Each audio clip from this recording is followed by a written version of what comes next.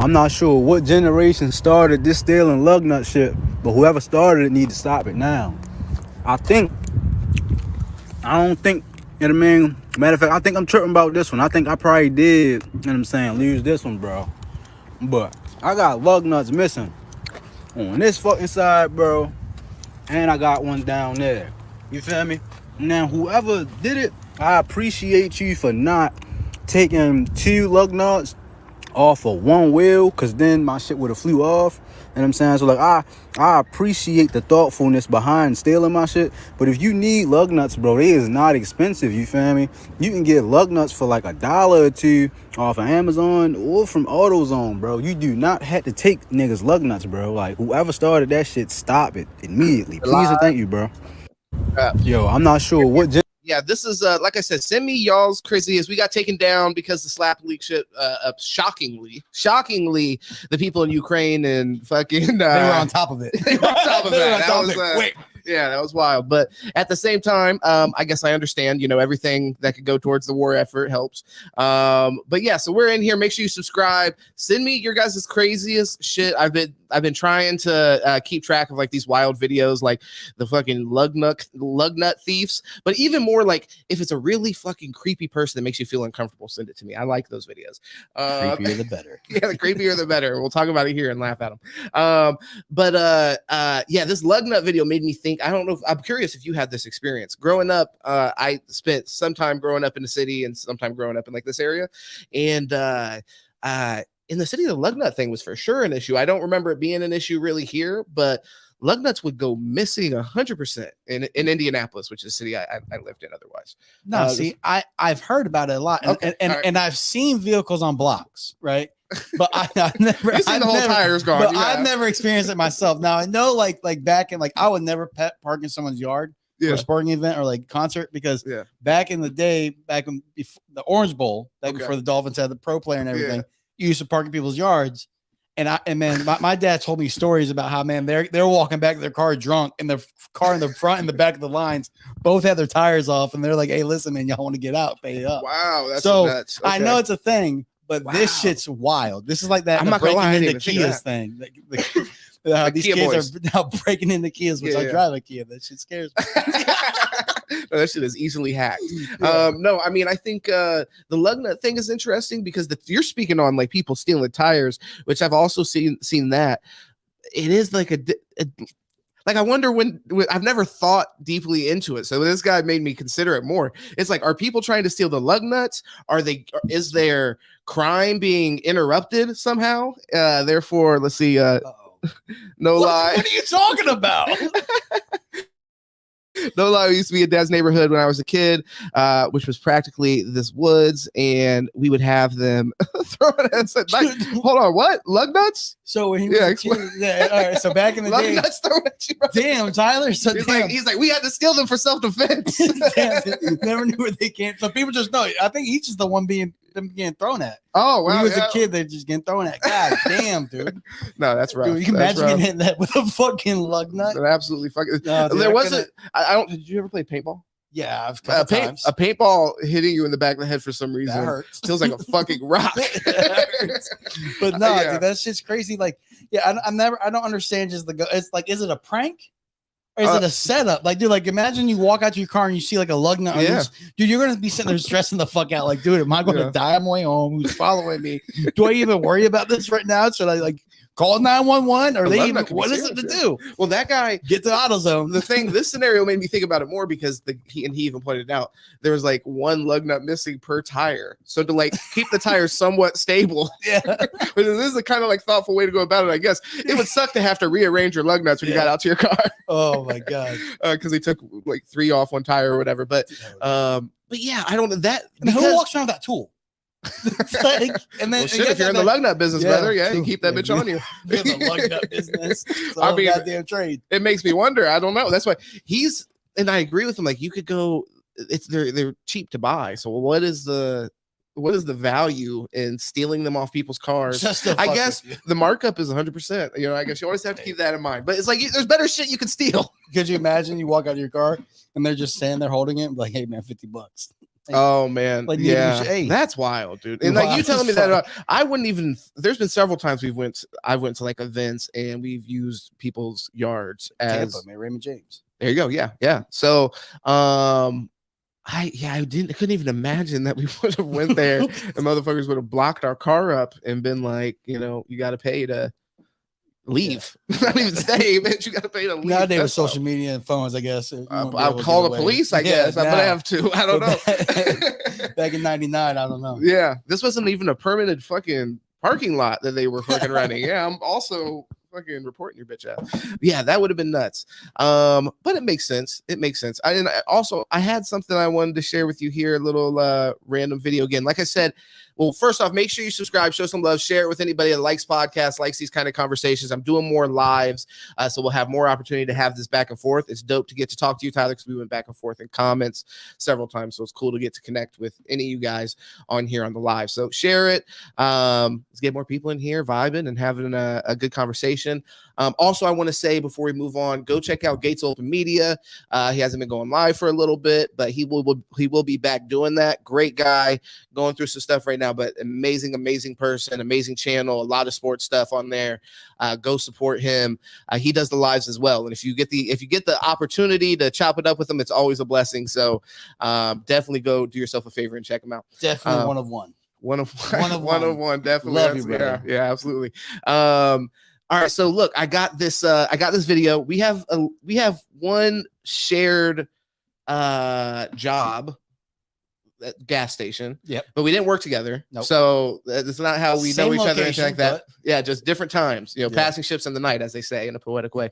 But we have some shared experience there. So I wanted to show you this. I wanted to get your opinion. What's the first thing you thought of? Hold on. Let me see. And you about to take them home and do what with them? And you about to go home? Shut the fuck up! Hold on, let me see. I mean, come on. God damn. Where else do you get that amount without buns? God, yeah. Why don't you have buns? Yeah, so he walked right into a wall. No, not wall. They don't do that. Racetrack or 7-Eleven. Oh, I'm sure. Yeah, like depending on where you're at, there's a version of those places everywhere. So, yeah. At the end of the night, he went in there and God. He was like, "Last call for hot dogs, baby. Can I get those? Probably." Yeah. And I work with some people that give them. Right, they're like, "Hey, they're going to the trash. I'll give them to you." Dude, I've definitely they are foul at that point. Oh, they're disgusting. God. They're disgusting pieces of leather. Dude. But beef jerky is delicious. So beef jerky's fantastic. Beef jerky can't fuck up. But listen, I love a good old hot dog and all. Okay, don't all right. Listen, I love a good hot dog. Calm down. A nice, dirty water dog. Season some water on the oven. Boil it up, put it in there. But yeah, no, man. Working at racetrack, especially overnight, seeing that I'm one of the only people that would clean that bitch. Oh, dude, throughout the day too. Like there's times throughout the day I saw some vile shit going on. Don't eat it. Don't eat it. But I like to call it the blue collar breakfast because you've never seen so many people eat hot dogs besides 7 in the morning. Yeah. A bunch of people walking in. Hey, for me, I'm a taquito man. I guess I'm just classy like that. But see, they fucked it. And listen, man, this is the PSA for everybody out there. Okay. Stop fucking taking away the options without cheese. Okay, I'm gonna hit this again one more time on my soapbox. Are you lactose intolerant? I just don't like cheese. Okay, I think cheese adds nothing to the conversation. It is foul. Okay, that's an insane dairy, thing to even say. That has no good taste. Yeah, you sound crazy right now. It stinks. Okay, okay, leave it alone. A lot of things. But listen, I'm gonna let everybody. Listen, a lot of things you love stink. That's true. Okay. I'm trying to keep it kid friendly within 10 minutes right now, but let's just say, you know what I mean? So it's like, come on. Go ahead. But I'll allow you to eat it. All I want is one option. Okay. And they had the option, then they took it away.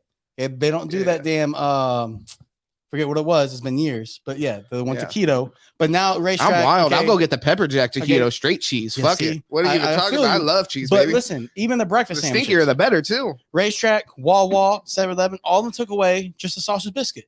Yeah. There is no sausage biscuit. Everything has cheese. So a motherfucker can't just walk in and grab some of that cheese. I might see sausage biscuit. I might not want the cheese on there. So I hear you on that. Yeah. It's a little heartbreaking. That's complicated. But I mean, yeah, dude. I mean, look, I'm not saying there shouldn't be cheese options. I'm just saying the rest of the shit you said about cheese when you defamed cheese. Okay, but you sounded fucking crazy. Like think about it. It doesn't add anything to the conversation. You went hard on cheese. Well, you know how many parents would like have a birthday party, have kids over, and then be like, "Oh, hey, hot dogs." And then like, oh yeah, and you go get a hot dog, and you bite into it, and there's fucking cheddar cheese inside of a hot dog. And it's like, what fucking evil person does this to a child?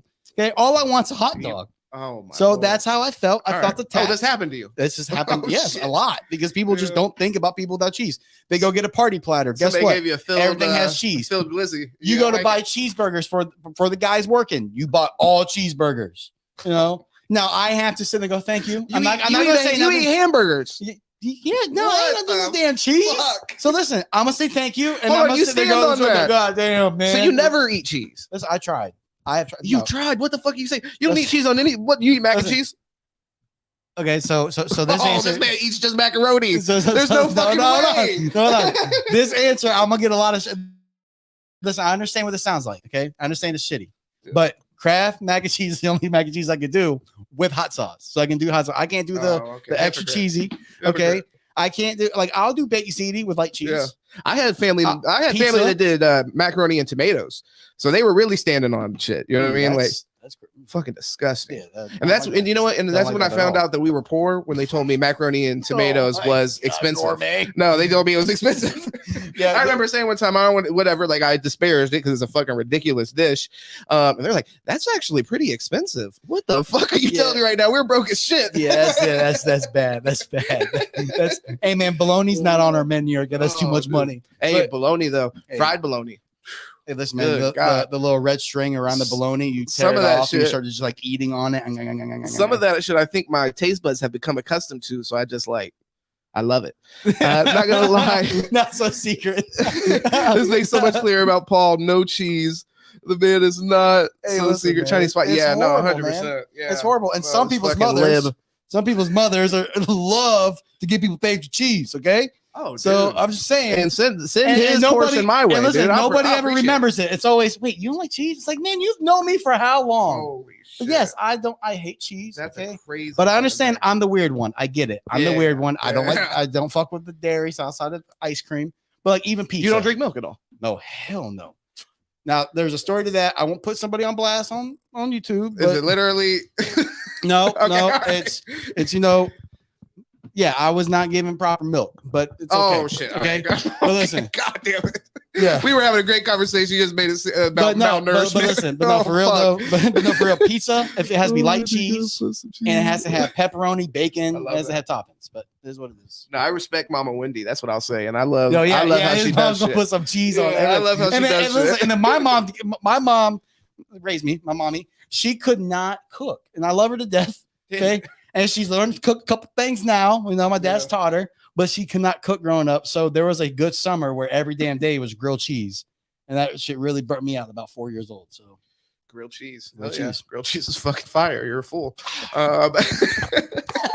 Grilled cheese is delicious. I almost can't think of something that cheese makes worse. Like if it's not something completely out of the ordinary that you wouldn't put cheese in.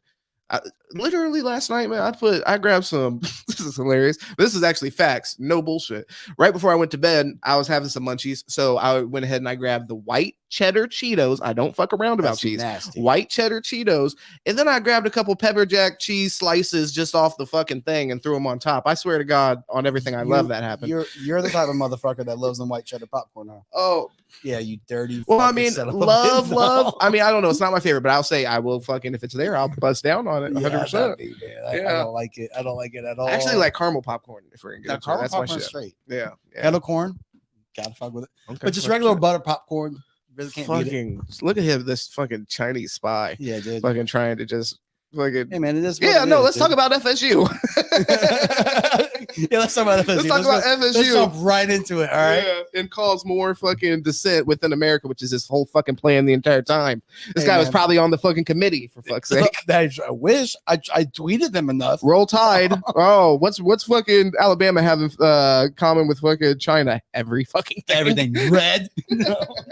Yeah, fucking communist pieces of shit, public fucking cunts. No, but either way, no. I'm giving you a hard time. I think Alabama. We can get into that actually. We can get into some of the fun shit. No, we got there. Oh, well, fuck. Well, no, we'll have another time to talk about it. I wanted to talk about the homeless people and the hot dogs and coming in for the hot dogs. Okay, hold on. No, we can talk about that. Yeah, we get on sidetrack. Sorry, college football in a second. Okay, the homeless people hot dogs. So, how many would you give away? Oh, fucking none. What? James. None. No. Maybe. None. I'm so Brother, sad. none. I'm not bullshitting either. I'm being dead ass serious. This is not for fucking comedy. I would give none because I also didn't give away free drinks. I'll tell you, the motherfuckers that work at gas stations, look, that's how ain't nobody paid for a fountain drink at 111 when I was there. Disgusted by that. Listen, you know what? You paid me not enough I would money. have taken that shit as a betrayal, to be honest. If I was and the thing is, I was managing too, so I mean, we were getting a little piece of that, on the back end. Yeah, okay, exactly. So it's like, not well, us. the thing is, look, we're running a fucking business. Stop goddamn trying to hand out the fucking fountain drinks for nothing, and then having people come in here with the sorry. This is how I do, Chloe. Just listen, embrace it, embrace the way. Potty mouth. Watch your mouth, damn it. No cheese. Oh my god. Yeah, listen, I'm sorry to break your heart. Hey, Paula, baby. What's going on, guys? Jade Spades and Chloe, I appreciate you guys for hopping in here. It is these late streams, but I mean, we've had some interesting guests hop in here and chop it up as well. So I think it's been paying off. But yeah, no, the homeless people, none, brother. Nothing. Yeah, I mean, the thing is, it's just setting a bad precedent. You have a example to set. I was managing people, so I was, yeah. I mean, there'd be time I would, on some mafia shit, be like, hey, go ahead and grab you something. Okay. So people I work with, favorites, people I could trust. Don't say favorites. People I could fucking build trust with. So see, the way I liked it was if you walked in and just got a drink, most likely get out you. Go ahead. Don't even waste my time. That's fucking wild. Wave at you. Dude. Hey, unless that's where they're making most of their money. What do you say? Right. Who's making most of their money? The people not paying me enough. Okay, brother. The managers. Hold on. I'm not. Hold on. Okay. Hold on. All right. I'm listening. Okay. I was all game. Okay, yeah. Mr. Employee, until I wanted to go outside, take a breather, and that's when I smoked cigarettes. This was years ago, but I wanted take a breather. I wanted to breathe in the fucking cancer. Right, so I wanted the cigarette, and fucking Becker came outside. He said, "What are you doing?"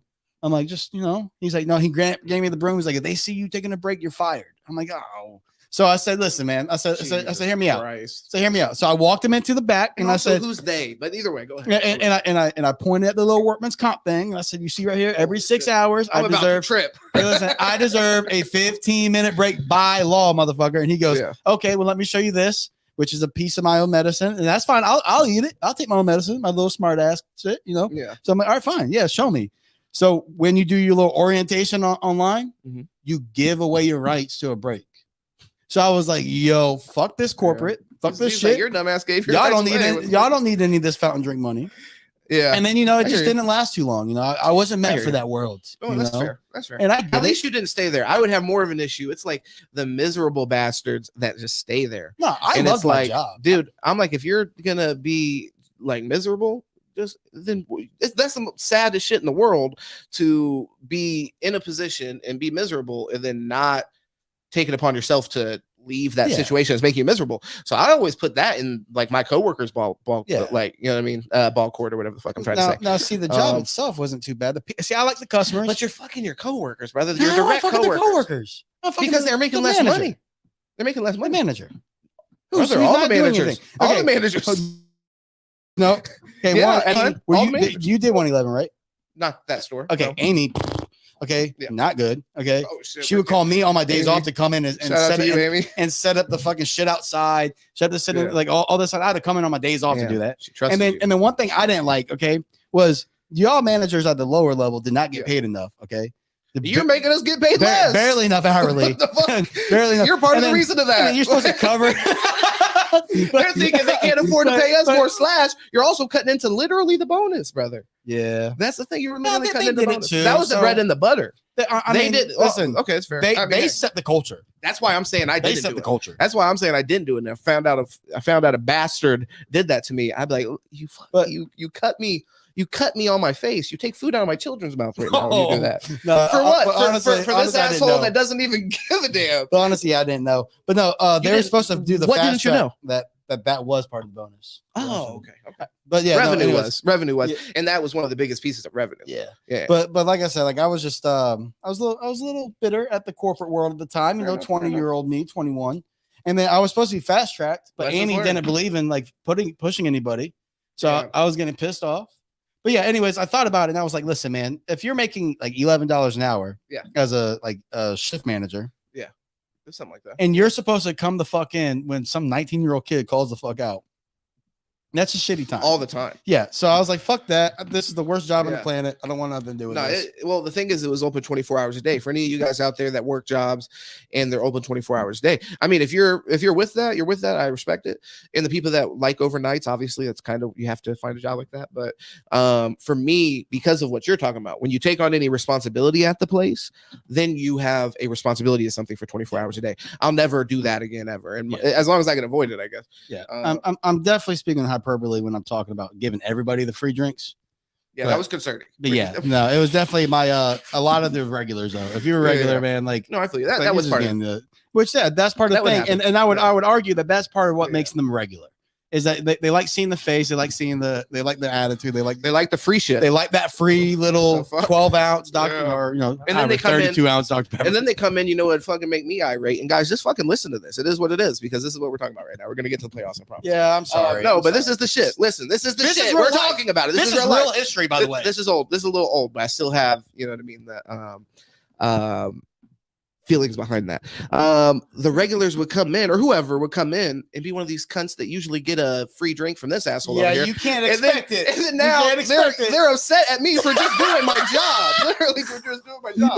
It was wild. Yeah, that job was crazy. And honestly, I will say this, but they did. If I saw that though, I would stop giving them people free. I'm not joking. I'm not just saying this. People like that. Yeah, I'm not saying this. Like there were the people who would walk up, grab their wallet, knowing I'm like, no, you're good. You're like, all right, I respect that you had the intention.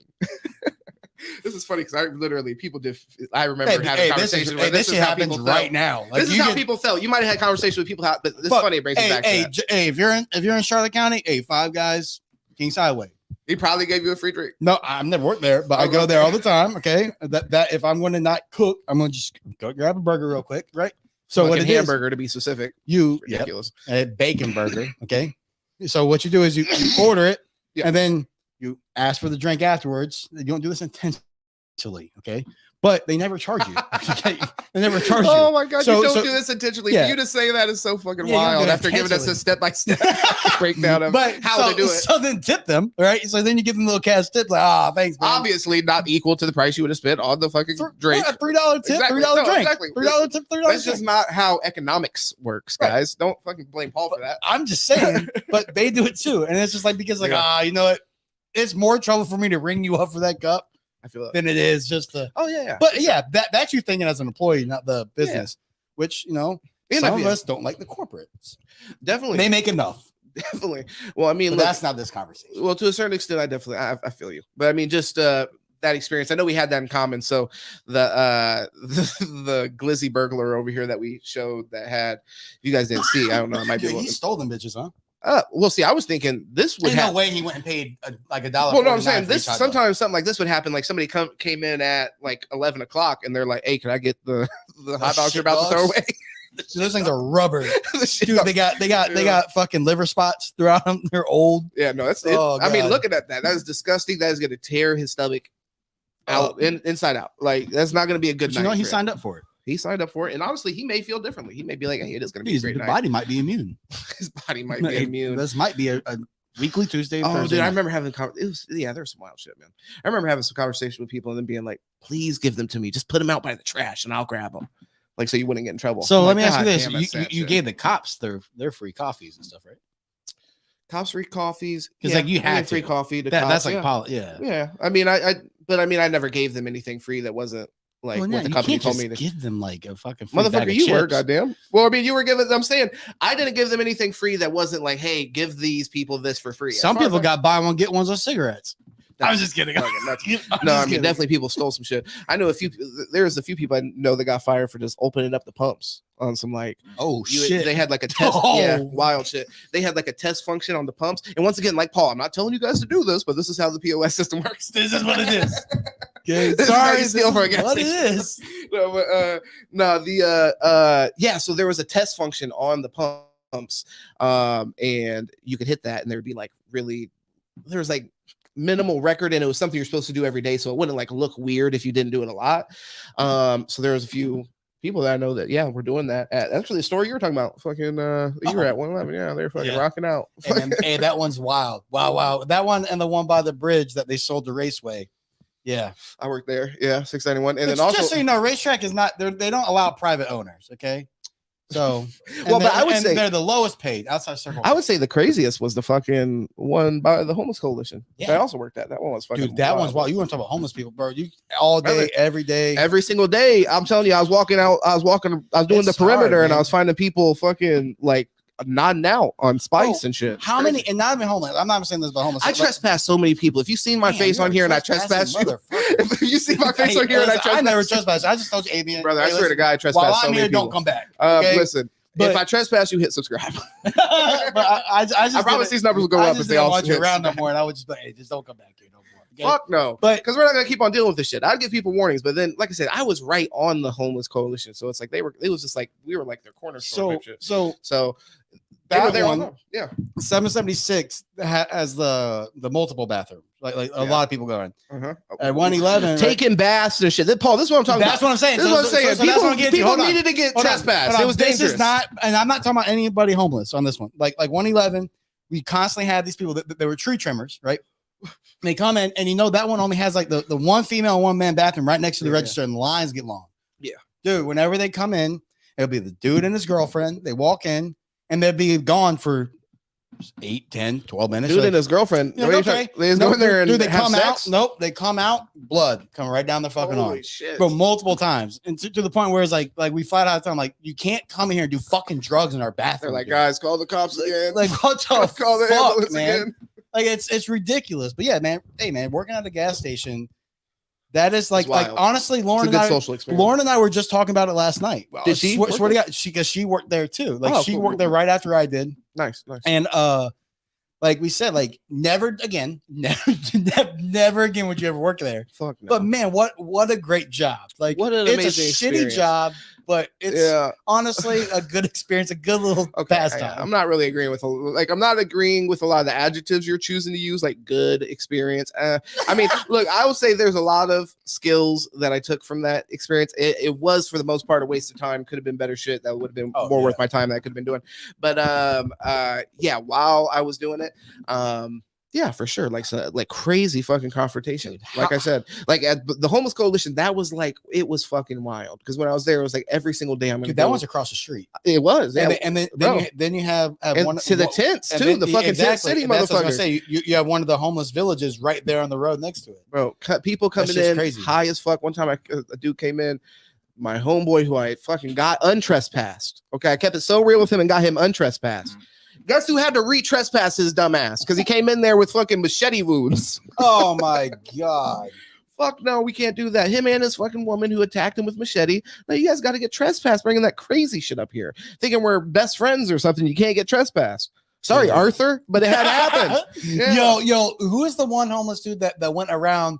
He was cool as shit. Bulldog or Mad Dog? Yeah. I wouldn't say he was cool as shit, but yeah, no. Well, the thing is, I'm tapped in with all these homeless people. Yeah, no, I wouldn't say he was cool as shit. Again, the conversations were cool. Okay, there were times like because you were giving him free shit. I never gave that guy anything free, and he was a dickhead. I did give him the free 64-ounce drink. Yeah, hell no, he's coming in here filling up a big ass fucking and then sometimes I give him free. Hold on, sometimes I will pay for what I gave. Like if it's a bagged item, I'm not lying about that. Fucking store. Okay, that's fine. Yeah, if it's a bagged item, okay, if you're literally giving them merchandise off the shelf. You get, you're trying to keep your job. Stop trying to act like it was a virtue signal on me, bro. That was way hard. It wasn't like too far. Yeah, the drink thing was. I felt bad. Like, how do you make a homeless person pay for a hot dog? How do you make him pay for a hot dog? Treat him like a human being. Treat him like. You think you shouldn't treat? I'm saying, look, you can do nice things for homeless people. Or did kids get free ices for you? Of course not. Of course, not really. No, I mean, I'm not gonna say I never gave a kid a free icy, but most of the time, fuck, but you weren't getting one because you were a kid. I'll tell you that. Yeah, you had to be a very nice respect. Like if you came in there with a bunch of dumbass kids, and then you were actually like cool. Oh yeah, for sure. Out of spite, I love doing that. I'd be like, okay, so you 6 are paying. This guy was actually cool. He's gonna not pay because he's going places in life. So you like teaching lessons. See, this is why that was a rare thing. That was a pretty rare thing. But I literally remember a specific scenario where that happened. That's why I've always said those kids were dickheads. They were acting crazy, like they didn't know they were in public. Listen, that's what I said. Like me, I want to be I'm going to be my own boss and I want to own my companies. Yeah, but I am scared about how much free shit I will give away. Because I do HVAC work for free now. Somebody asks me, hey man, can you do this? I'm like, yeah. And then when I start talking to them as I'm there, and I'm like, yeah, I don't feel like charging you. Like, yeah, I'm just kind of shop the shit with you, fix your shit. It wasn't that big of a deal. All right, man. Yeah, sure, $20. But it's like, hopefully those things come back to you. Well, hopefully those things come back to you as far as karma. But I mean, you have to consider, like, I don't know. I mean, I don't know. I can appreciate when things like that happen, and like even like I said, I can appreciate some scenarios where it made sense to do it. But yeah, I'm not giving, like, I knew dudes giving drinks to like females for free because they look nice. Absolutely not. Creepy Pay shit. Like everybody else. That's creepy shit. You can't do that. That's and also why I'm paying out of the back end, even if it only costs me a cent or whatever out of my bonus per time I do that, however it breaks down. I don't give a fuck. You had a different perspective because you were directly affected by that bottom line. But also, I didn't do it before. And I don't want to. Okay. Well, let's move on from that part. I'm just saying, look, I mean, you don't have to make it like it wasn't even just a business decision. When I found out that was how it worked out, and then people told me like, hey, but you're right. As far as it's a culture thing. I worked at several stores. There are stores that were shitholes, and they were giving all kinds, like, the wildest shit away for free. Like, I mean, stuff off write it off. Oh, it got busted. Here you go. Yeah, that's crazy. That's wild. Yeah, but I will say this. Same company too, so that is crazy. I will say this. As far as the experience, like I said, like sitting there meeting the people, I liked having like some of the regulars getting like eavesdropping on what the cops are in there saying, which I don't know why they talk so much while they're in there about some of the shit they talk about. You're like, my God. Yeah, but trying to pick up women that work at gas stations. So those police officers are sick. Then that's another one is where it's like, dude, the amount of dudes that come in for the girls that work there, and you're just like, my fucking God. And like some of it gets so weird, and you have to be like bodyguard, and you have to move the shit out of the way. Bro, I worked with some that were that were stalked. Yes, there were boyfriends like sitting outside in the thing, and also definitely guys that come up there and just talk for like hours. I'm like, man. Wow, to have that kind of time, just like good for them. The people that would just go up there and just sit outside racetrack, and you're like, bro, like you're 26, she's 19, right? Like, go ahead. Man, you're talking about actually relatively like normal one. No, I'm talking about the 50-year-olds. There was the one cop from you're talking about police officers still. Yeah. No, there's a bunch of them. I was talking about just dudes in general. There's a bunch of people. It was wild. Yeah, dudes, people that own trucking companies just coming up there like, let me just. Why are you even here, baby? That's like sex trafficking shit. Oh wow. Okay, I didn't even see the connection. That's where my paranoia. Yeah, no. Actually, that's an interesting point. I hadn't considered that. Overthinking. Let's get into the college football playoffs. Yeah, I definitely want to make sure we get into this because we're gonna get into some videos. So I don't want to get too caught up in that before we talk about the fact that let's start out with FSU getting left out. All right, Tyler. Sorry, but is he a FSU fan? No, so he's a Miami fan, but he's ACC right now, and I get it. Oh, okay. Listen. I'm gonna preface it like this: there were 4 teams that had to be decided between 6, 7 that felt deserving, and all had a case. And I like the argument for maybe a 16 playoff at this point. Like, it really makes a lot of sense this year. But again, like, a lot of things have to happen for that, and it's not going to. So at the end of the day, the committee had to make a decision. When you look at Florida State currently where it sits, and you look at their current bylaws, which I don't know if you can pull it up, but I've sent it around, but I could pull it up. But at the very bottom of it, it flat out says that that they take in account injuries and stuff like that, or players or coaches who are no longer available.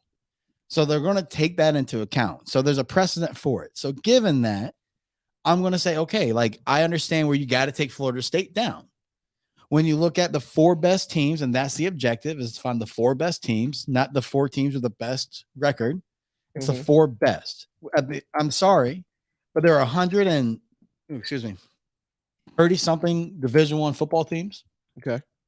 And there might be more at this point. I mean, I can't even tell you the number anymore, but it's impossible to say that your record is absolutely better than this person's record based off who you played when you don't play the same teams throughout the season. So Florida State and Alabama both played LSU. Mm-hmm. They both beat LSU. Yes, Florida State beating by 1 more touchdown in week 1, and with the Heisman, who by all means, their quarterback was going to win the Heisman. Jordan Travis was going to win a Heisman trophy this year. Okay. Like, if he would have stayed healthy, he would have been the quarterback of the only undefeated team. Sure. So, I mean, at the end of the day, like that's what happened. So he got hurt. So they had the same win. And then Kentucky beat Louisville, who Florida State played in the ACC championship game and beat by 10 points. And Alabama absolutely demolished Kentucky by 28 points, where Jalen Miller sat out the fourth quarter. So when you look at those comparisons and who your opponents play as part of their process, okay, those two things point to, okay, a negative against Florida State. So then I say, okay, when you look at the two teams' resumes, let's go resume. Alabama played 5 top 25 teams. Florida State played 2. Ooh. Alabama went 4-1 in those top 25 games. That one loss, yes, it's a loss to Texas, being to the number 3 team. And yeah, who's also in the playoffs. Right. Yes, currently number 3 team. Okay, yes. And if they weren't number 3, they'd be top 5 team. So they lost to a top 5 team. The second week of the season, 11-point loss, but there were 3 turnovers in the red zone that game. And I will point out 11 flags on Alabama to 0 to Texas. But we won't. But we won't talk about that. I'm just saying that because Georgia's brought up the one not review catch when Alabama could point to Florida State. Georgia's first drive where they scored a touchdown. Let's just make the I think it's fair enough. I think you have a strong enough argument just to make the arguments based off the literal merit in front of you. Yeah. Like your team is a 1-loss team, but also a conference winner, conference champion. Beat the number 1 team in the nation. Yeah, that's what. Yeah, beat the number 1 team. I think it's really hard to leave Alabama out. I don't see how you make an argument to leave Alabama out personally. I think, I don't know. Washington has to make it in there because they end up winning the game. But how they played towards the end of the season, I think they're going to get their ass smoked. And I think they're very, very vulnerable. I was surprised how flat Oregon came out, to be honest. Yes. Oregon should have came out and taken control of the game. Go ahead. And when you look at Washington, and no offense, and again, man, listen, I'm going to say this, as far as every athlete, every coach, I feel bad. But at the end of the day, you're going to feel 3 teams are going to feel like they got screwed. Sure. Or they got left out. Okay. Yeah. But when you look at it, Washington, unfortunately, when you look at their record, I mean, who they beat? Oregon twice. They beat Oregon. They beat USC, but USC's what, a 4-loss, 5-loss team? Exactly. Okay. Washington State is not a good team. Yeah. Colorado was their biggest win early in the year, and then they wound up not being a good team. Utah's not a ranked Oregon team. State, they beat at 21. Right. They just beat Oregon, which was really impressive. Right. Oregon was the one. So you have two top 25 wins. 2 top 25 one. Well, I mean 3 because they beat Oregon twice. Arizona. Oh, Arizona. no, and 4 I forgot because they beat Arizona. Oregon twice. That's right. I forgot Arizona. Forgot that they are good this year. Well, I mean, you're not counting Oregon twice. Well, yeah, but yeah. But what I'm saying is, well, I mean, fucking count it. It's the same team, but but it is the same team. But beating them twice. Come on, and hold on, just real quick, because they're the only team that's even beat Oregon. Yeah, and you're right, and it's very hard to beat two good teams. I mean, my bad, beat a good team twice. Yeah, it's very hard to do that. You can't discredit that. Washington deserved to be in, and they deserve to be number 2. Michigan deserved to be number 1. Yeah. And I just don't think that's why I push back against people that are like, well, you're arguing for just best teams. It's not that clearly, in my opinion, when Washington's in that in it over a Georgia team that only lost 1 game. Right. Like, come on, if in reality, if it was just the best teams, Georgia's in there 100%. They lost a close game to Alabama. And that's their only loss in the season. And other than that, they haven't lost for like 2 years or some shit. So it's like, come on, be realistic. So if you're going to compare a Washington team, which was struggling to win at the end of this season against shitty competition, let me pull up their schedule one more time. I'm not showing this to you guys, but so yeah, Washington State struggled to beat them by 3 points, 2 points against Oregon State. I mean, these are all 1-possession games, which is fine, but I'm just saying, like, much different from what they were doing at the beginning of the season, where they were swamping these teams by fucking 30 points. Which again, you win. I'm not going to discredit that. Yeah, that's what I'm saying. You can't really take them out. There's not really an argument to take them out. But you had an argument for Ohio State because their one loss was against Michigan, who's now the number 1, and it was a close game. It ended on a final play interception. Okay. You had Georgia, who said, hey, listen, we were the number 1 team all year, number 1, number 2. We lost in a tight game against Alabama. Yeah. So Here, let me read this. Yeah, I see this. There you go. Now we're talking about the real issue. It's so much deeper than just Bama versus FSU. That was always my point. Worst system in sports. I get that. And listen. If it was the BCS still doing the top 4, Florida State's in. But we went to this human thing. Now I think the ACC, which isn't being talked about. I mean, now it's being talked about. I think have 5 representatives in the playoff committee. Okay. So it's like you had the people, and all of them said the same thing. At the end of the day, when you looked at the best 4 teams right now, what they were going to do, I think Florida State, and here's my thought: Florida State had the opportunity going in. Okay, Jordan Travis got hurt. You went and played Florida, who's no offense, I know you're a Gators fan. No, it's all good. They're non-bowl eligible, and they were playing a backup quarterback, and you won by 9 points in a game where there was a lot of fuckery and a lot of mistakes by Florida. Yeah, for sure. Florida State did not look great. Well, Florida was running away with it at the beginning. But the defense does make those plays. So, okay. Yeah. So then you go Louisville. Okay, Louisville maybe ranked 16, but we'll see come bowl season how they are. You play them. You look bad on television. You look bad in the game. Yes, your defense plays good, but your offense looks horrible. You win 16-6. Where one of those field goals and those 16 points, your offense had 4 plays negative 3 yards. Oh, wow. Okay. So you didn't look good. I mean, their defense still put him. Their defense was great. Their defense was great. And there's no taking you can't take that away. But then you got to say, okay, but it's a whole team, right? So it's true, but they're showing that their defense can keep them in games and they can be competitive. I mean, look, I'm not for Florida State being in there. I think it makes total sense. I think the argument for Alabama, because they're also if they weren't a conference winner, that's why that SEC team that got left out, that's not a conference winner with 1 loss, Georgia. I mean, that's an interesting argument. I still don't think you can make that argument over Washington just based off of all the resume, the team being intact and all that, and them just coming off an impressive win against Oregon. Right. But I mean, I think that for sure, like expanding the playoff really is. And that's we're at 12 now. So we're not going to have this with the top 4 teams at this point. If you're arguing about who's 12, 13, 14, win more games, right? So I mean, at that point, don't cry. But as far as this, I'm not saying all that to take anything away from Florida State. I'm just saying all that to say the counter arguments. Okay, so Alabama's counter argument to what Florida State, everything I laid out with Florida State, which yes, they went undefeated. Their counter argument was that when they needed to win against Auburn, which sure, they shouldn't have been that far close with Auburn, rivalry game. Florida State, you beat Boston College by 2. Miami was a 7-point game. We know how bad that team is, so I don't want to hear it, but sure. A 4th and 31, when you score a 4th and 31, that's saying, hey, my shit's bigger than yours. We're better than you. Okay. When this shit matters, we're going to get it. Okay. Yeah. So, but outside of that, when they went to Georgia, I think they dominated about 60% of the game. Well, like they were in control about 65% of that game against Georgia. I wasn't convinced until this. You're talking about Alabama? Alabama, Georgia. Yeah. Okay. I think that final drive, when we had got the ball 2 minutes and 40 seconds, that was a drive that determined whether Alabama deserves to be in the Final Four or not. Had they not finished that drive off and sealed the game, I think that then you have an argument that even if Georgia misses a field goal or whatever and Alabama wins, that okay, but they didn't do what they needed to do to win. I think that drive there, their offense sealed the deal. I think that's bigger than what it seems when you really think about it. Can I be honest though? When just to push back on it here, like I mean, look, I think you're characterizing it in a beautiful way.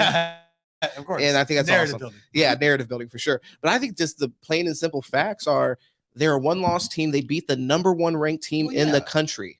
But for some reason, that's not simple enough for people. So it's like, I think it's very simple. I think Alabama, I don't see a reason. There's a reason also. I don't give a shit what what's the dude's name? Dave Portnoy from Barcelona. He's like, we're not afraid of Alabama, Michigan. Did you see their reaction? Bro, yeah, they're not happy about that. Look, I'm a Gators fan. Like I said, I understand. Alabama is good. They've been kicking.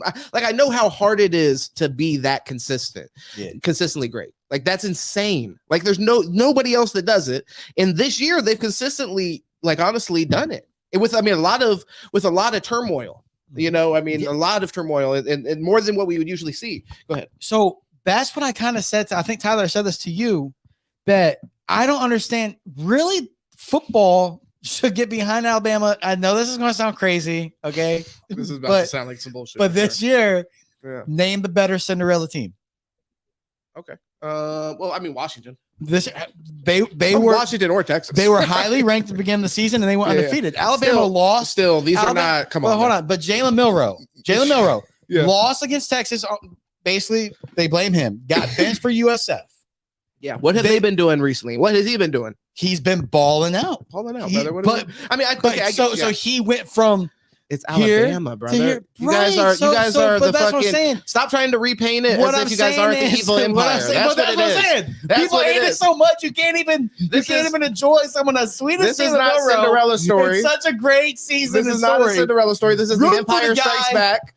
Why is Michigan there when they cheated? They fired people. I agree. There might be a criminal investigation. They fired people. That could be the argument for Georgia even. And it's like, why are they? Like I said, I'm a Gators fan. I'm just trying to give credit where it's due as an unbiased party. I don't think you guys are the fucking heroes. That's psycho shit. That's insane. I mean, as far as Cinderella, I think obviously if Washington ends up winning their first game, I guess it's going to be Washington or Texas. I mean, because they're playing each other, so it's going to set it up to where either Alabama one of those. Texas rematch. But yeah, it's like when TCU won, they immediately, obviously, became the fucking Cinderella story of forever because who did they beat to get? Did they beat? Michigan, right? Michigan? Was it Michigan? It was Georgia, Ohio State. It might be Michigan. No, Michigan. Yeah, 2 Big Ten were in last year. Yeah, because it was Ohio. Was it Alabama? Alabama was okay because there was Ohio State. Robbed. It was Ohio State and Georgia. And then who did TCU beat? That's how bad. I know it was a big program, and that's how bad they beat them, bro. You lose to TCU, you get fucking erased. You didn't even make it. I forgot last year. You didn't even make it if that happens. But no, okay. So, it was Michigan. Okay, yeah, that makes sense. Yeah, I thought. Yeah. But let me ask you this. Okay, serious question now. Sure. I mean, I was being serious about everything I said. No. Yeah, you guys are evil. Texas, you're back. So Texas and sweet tea, you know. Texas and Oklahoma are now in the SEC after the season. That's crazy. Yeah. Which would give Alabama 5 of the top 12. Okay. Yeah. But my question is this. Yeah. Who is now the top teams in the Big 12? Top teams because a new thing for the playoff is they're going to take 6 conference champions. SEC, right? Mm-hmm. Big 10, Big 12, ACC, and then you get 2 of the non-power 5. So why would they set it up like that? That makes no sense. Well, the Pac-12 was a thing when they set all this up. Still, it's like you're basically saying there's never going to be more than one team from a no. So UCF. Oh, UCF is Big 12 now. Yeah. Holy shit. They might be. Them in West Virginia, baby. No. For real. Like I think when we had the Pac-12 still a thing, that was the Power 5. Mm-hmm. So it'd been Power 5, then the one non-Power 5 conference champ, which would be the at-large of the bunch, and then they were going to do the 6 next at-large. But now that the Pac-12 dissolved and we only have 4, you're going to have to take 2, and then you're going to have to take the next at-large. So it's going to be a shit show. So my question is, like, dude, you're going to have teams bitch and complain because you're going to have a Big 12 champ that, hey, listen, if UCF, with all due respect, that might be a 2-3 loss champion. Yeah, I feel like, honestly, I don't even think we really have to expand the playoffs that much. I saw one like kind of diagram that was set up that was like it was either an 8 or a 16 playoff, and then the first 4 had a bye. I think the first round. That seemed like it worked perfect. Reward the people at the highest level. Throw a few wild cards in there. Who, in this case, if it was Georgia, could whatever, you know what I mean? They could just go ahead and just sweep the whole fucking tournament. That would be insane. Like, that's great. That would be great TV. So I don't know what the issue with that would be logistically. I know, like, obviously you have like the bowls, but they're already doing that where they're making the playoff games bowls. You know what I'm saying? Yeah. So I think you figure out a way around those kind of like sponsorships and deals. They'll figure all that out. That's money. But once you get to 12 teams, I mean, you're right. Even if you just went like the 12 best teams, you're still going to have such a disparity at the bottom of that. Alabama will be playing Iowa. That's wild. That's what the fuck is even the point of that? Why would just get someone get hurt for no reason? Exactly. Why would we even risk Listen, that? You know what? Doman play our starting running back. Play Justice Hayes, the freshman. Milroe play one half. Wild. Dude. Hey, they could do that. Dude, that would be a massacre. It would be. That's why you guys are the evil empire. First. That's why you can't be Cinderella. I'm sorry. Well, Jalen Milroe, no matter how bad you want to be, everyone hated him. Yeah, dude, listen, Alabama fans, and all you, shame on you. There were some of us that didn't turn our back on Jalen. But dude, the hashtag on Alabama Twitter. Well, what was so? Let's hear what they were saying. What was anyone but Milroe? Oh fuck. Anyone, and now they're everything. It's the principle of creating an objective champion. Yeah, I mean, I definitely agree with that. I think best teams. Best teams. Well, I mean, like I said, like the format that I was suggesting, I think at that point, and there's going to be some years where there's going to be, the 6th or 8th team, they're going to be shitty. But this year, it's actually very competitive, and that we're making our projections based off of. Like to me, I wish the NFL would change their playoff format. Really? Why? Take the fuck away the whole. Well, if you win your division, you're in. Like I hate that because dude, you have sometimes like the one year you had a 7-9 team in the fucking playoffs. That is unacceptable. Yeah, but that's the type of shit. Okay, that's the type of shit y'all were like. What to me is funny about all this is instead of sitting there taking the feelings out and being like, hey, listen, we got the 4 best teams. 3 teams all feel upset. Okay, it's going to happen, but we got the 4 best teams. The committee went that way. That was the integrity that they stood on. We can understand that. Okay, great. Like this whole thing about crying about not getting your fucking way is killing me. Well, did you cry last year when Alabama didn't make it? You just said we were fucking wrong. Yeah, that was a joke. I mean, no, we lost our game, and I didn't think Alabama was that great last year. Our offense line wasn't too good. Our receivers dropped a lot of passes, so I thought that there was a problem. Okay. But it's like this whole thing where it's like, hey, we're getting cheated, we're getting that. Like we can't, like you can't let it go. Like I get it, I understand, but at some point, like the shit was going to happen to 3 teams. Can I be honest? If FSU goes out there and they beat Georgia, then you have something to complain about. And then you get to say we could have possibly been at national championships. You have that kind of conversation that happens every once in a while where this is the real championship game type shit. If they win that game, that would be an incredible win. And then, they would have obviously an extremely strong argument. That'd be a big statement. Yeah. So I think, stop bitching and whining. I'm a Gators fan. Fuck those guys. Stop whining and go beat Georgia. And then tell everybody to shut their mouth. You beat Georgia. Yeah, go beat Georgia. Go stand on it. Like there was something I was going to say, and I forgot. It was off of what you said. But just fuck them. No, it was something before that. Like that's where I kind of landed, just because I kind of ran out. But you're good. Like I said, you guys had a great season, and I understand. I'm sorry that the Cards fell where they fell. At the end of the day, who do you think is going to win the playoff? Who do I think is going to win the playoff?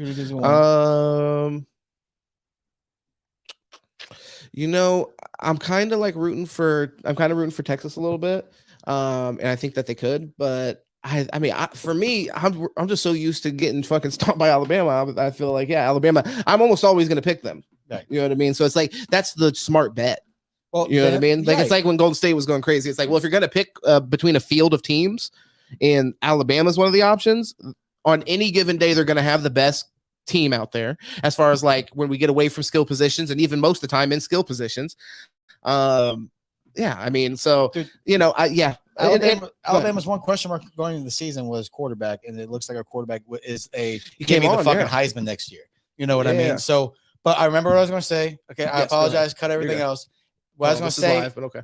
I know it was a joke. But no, what I was going to say is that I can't believe that we're at the point where you guys know that Florida State isn't the best team, isn't one of the 4 best teams, isn't going to be the team to win it, but you just want them in just on principle of, well, they won and give it. Like, that's the participation trophy type of shit. Okay.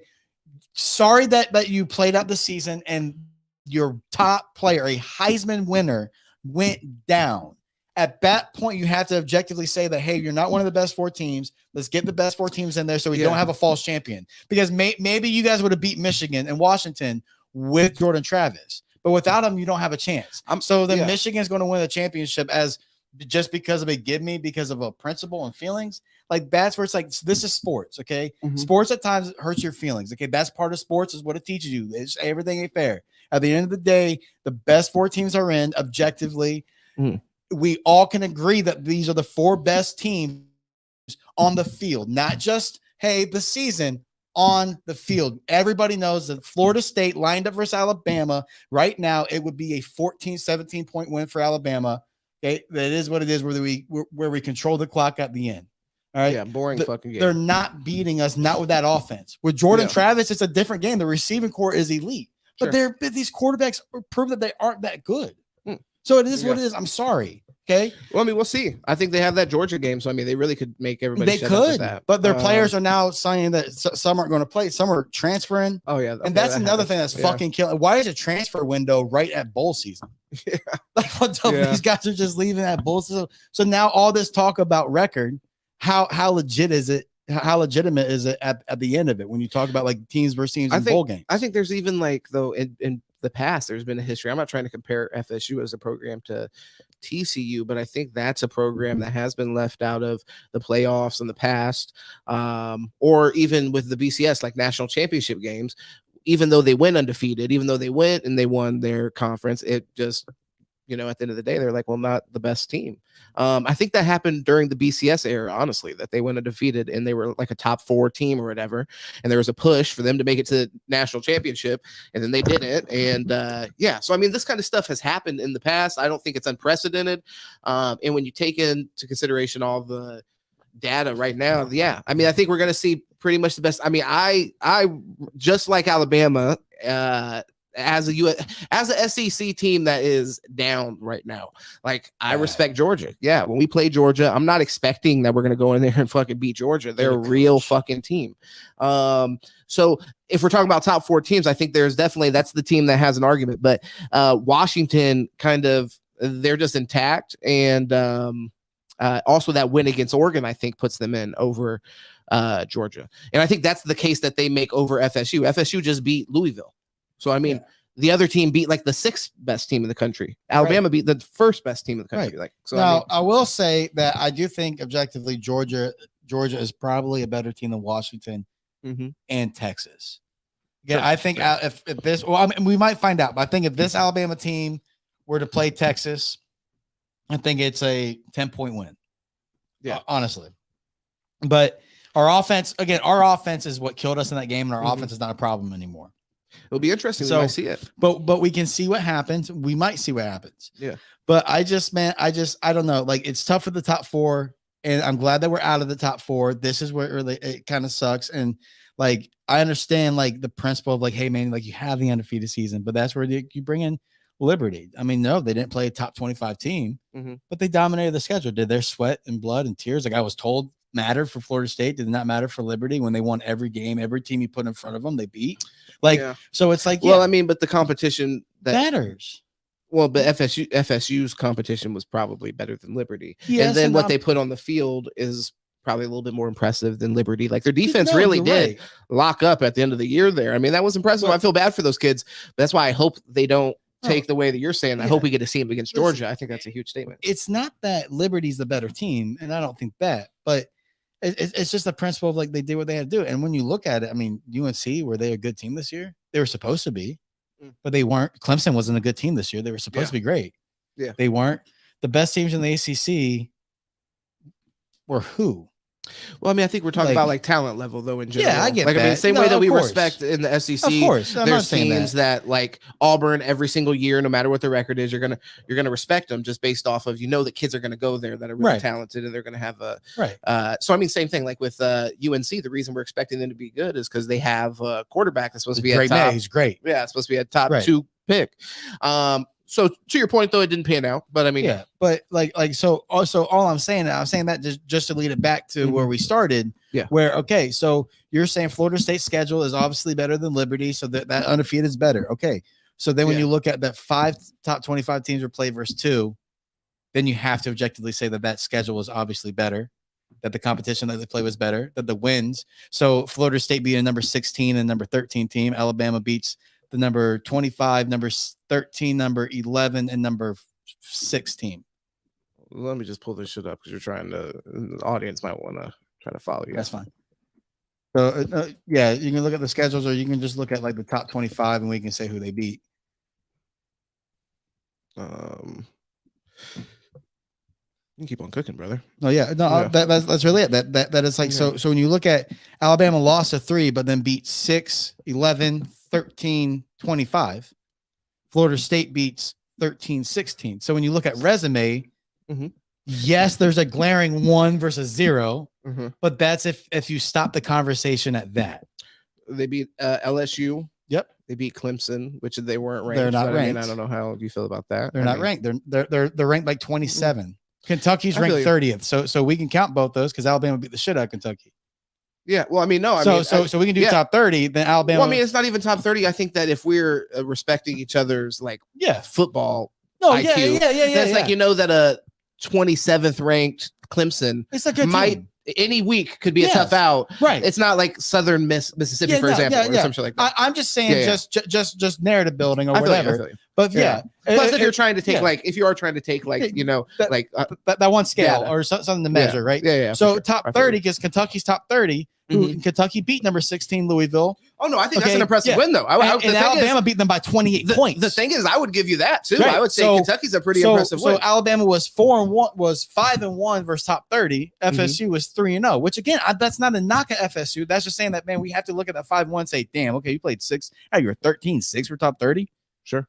Okay, you slipped up once. Week 2. Yeah. Where your quarterback was the second time. So it's like, okay, all right. Yeah. Maybe overlook that one slip up and just say, hey, let's look at the rest of the body of work because that's what we're talking about. Or the moment you lose, everybody should stop playing. Don't matter. I mean, to be fair to FSU though, here, both these games to end the season out, I mean, the offense was pretty pathetic, but they did still end up winning them by 2 possessions. Like, bro, but Florida is a 5-7 team who played a backup quarterback. I mean, brother, I feel you on that, but they were coming out hungry. That's a rivalry game. Yards. Hold on, that was a rivalry game. They came out hot. The running game was actually looking pretty good. Yards, though.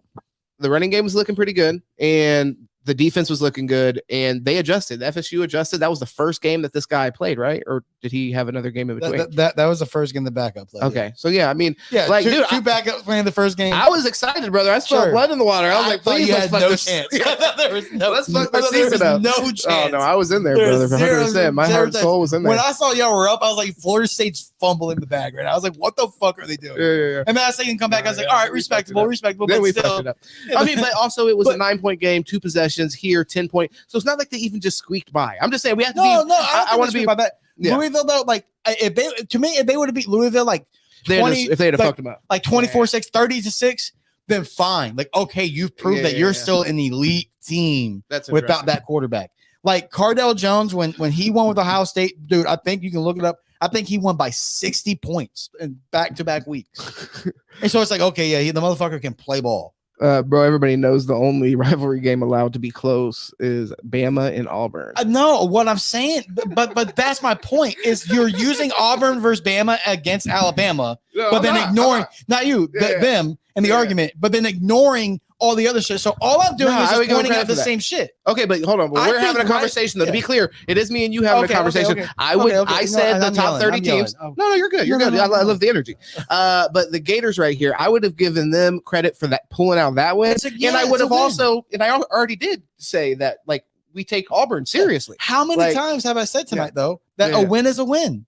For everyone's resume, a win is when we talked Washington. When you start saying that, now you sound like a FSU fucking like a win is a win. But if we're going to say, hey, well, Alabama barely beat Auburn, then okay, I'm going to bring up the 4 barely beats that you guys had against bad opponents. So it's like, okay, like but not all bad opponents are ranked the same. We agreed on that. Like I said, like Clemson, but Boston College. No, I mean that's a 2-point win. So if you're going to bring up Auburn, I'm bringing it all up. Yeah, that's fair. Or we can say wins or wins. If you pull it out, you pulled it out. I don't necessarily agree with that because then I think it's like, okay, well, then the undefeated team, I guess, should fucking go. I don't agree with that. I don't think all wins are weighed the same. I think if we're having an honest conversation, and that's what I'm saying, me and you can. Well, I mean, I'm not gonna like not give you credit, I guess. Yeah, I mean, but at the same time, when FSU beat LSU, I'm not giving them the same credit. Win's a win when they beat Southern Miss, right? I mean, right. No, okay. I get what you're saying there. Yeah. I'm just saying, like in the argument, I'm not saying that if you beat your rival by 2 points or you beat your rival by 10 points, I'm going to give you the credit whether you beat your rival or not. Sure. Like it counts. Now, Ohio State, Notre Dame, you won because they had 10 guys on the field, but you still won. But it's like, it's an unnecessary shot. But unnecessary shot. But no, but for real, again, at the end of the day, it was a tough situation for them to be in. We're not going to be in the situation no more. If Alabama wins the national championship, then everybody says shh because it was deserved. If Florida State goes out and beats Georgia, then you know what? cry, make your own national championship banner. Yeah, I mean UCF did it.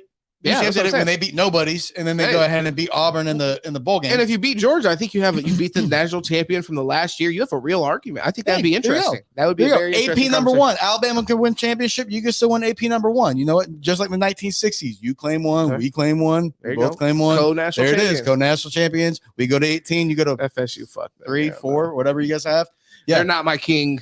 Yeah, not my president. Anyways, no, but we'll see. Oh, which, by the way, that's some bullshit too. What's that? Don't use taxpayer dollars to pay for court fees. Sorry. Oh yeah. Oh, thank you for mentioning that. University. That's some bullshit. Yeah, Desantis talking about possibly suing. I mean, look, it is. Well, I mean, I don't even know. Is Georgia going to sue? Well, I'm wondering, like, how much money do you think that's taken away from the state? Then I don't know if any. I wonder. He said that he was going to give them $1 million for it. No, but my thing is, how much money does the state of Florida lose out on by Florida State not going to the playoffs? I don't think any. The university. I'm trying to think of how the they university misses out on revenue. Clearly. Okay. Yep. But they're still going to get paid by the Orange Bowl, whether they win or lose. But and then they get paid by winning. So what the conference does, and then it gets split. So that's the thing. The conference gets paid and then gets split down. The thing that's they still do it that way. But gotcha. But the thing is, like, I understand they're going to lose money, but that's what I'm saying. Georgia, are they going to do the same thing? Should Ohio State, should they sue? Should they be mad because they didn't get it? I mean, we're acknowledging a very interesting argument though here for Florida State. Every time you don't get their way, you're just listen. I'm not Trump America. I'm not a fan of Ron DeSantis. But if there's a substantial amount of money that the state in some way might have lost out on, meaning because if this is a public university, then in like more than what it would cost to fight it in court, well, then I mean, maybe there's a case where that makes sense. That's kind of interesting. What again? For what? Because you weren't chosen? Yeah, I mean, like, what the no, hell but is but that? if we're acknowledging that there's obviously an argument for them to be there. Like this is what our conversation for the last 30 minutes has an argument though. So the thing is, not the same. No, that's not the same. That's not the Alabama has an argument. Georgia has an argument. Ohio State has an argument. Florida State has as good of an argument as any of those guys though. That's the thing. When you bring up their bylaws of how they select and they flat out that's going to have to be argued in court. And they flat out say that we take into account injury. So when you say that, then you say, hey, but they kept winning. They kept winning. Oh my god! And this is now you made me this other guy now. Oh my god, person, dude. But no, bro. Look, they won. I respect all opinions. They won. They won by like multiple possessions. We know how big that is in football. Like that's basically like the key when you go into the game. Let's get up and. They did that. But hold on. I don't know. Okay. I mean, it's just like I'm just saying. Acknowledge they obviously have a great argument compared to. Like, they don't just have an argument. Beat Auburn by 2 possessions. Okay, but listen, hold on. Nobody. I'm not even saying it says field goal, but in this argument, 6 at the end. In this argument, I'm not even saying that. No, he said that, bro. In this argument, I'm not even saying that Alabama doesn't have a good argument. I'm acknowledging that. But that's what I'm saying. We should sue for emotional damage. Maybe you should. I don't know. The thing is, you're not missing out on any actual money. There's no actual damage. So it's like, based off what you're saying, that amount of revenue they might have lost, maybe they are owed some of that from the NCAA as an organization. That's actually kind of interesting.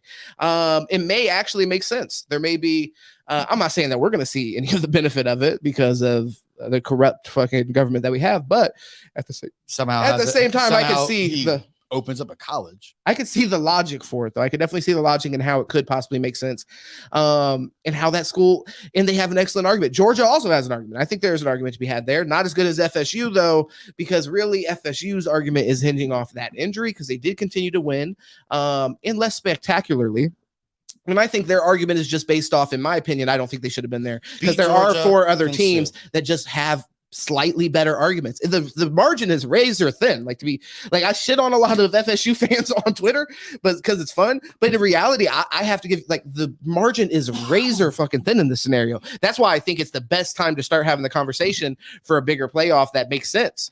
This obviously is what should have happened this year. Well, I mean, like I said, now you can really beat Georgia, then sue.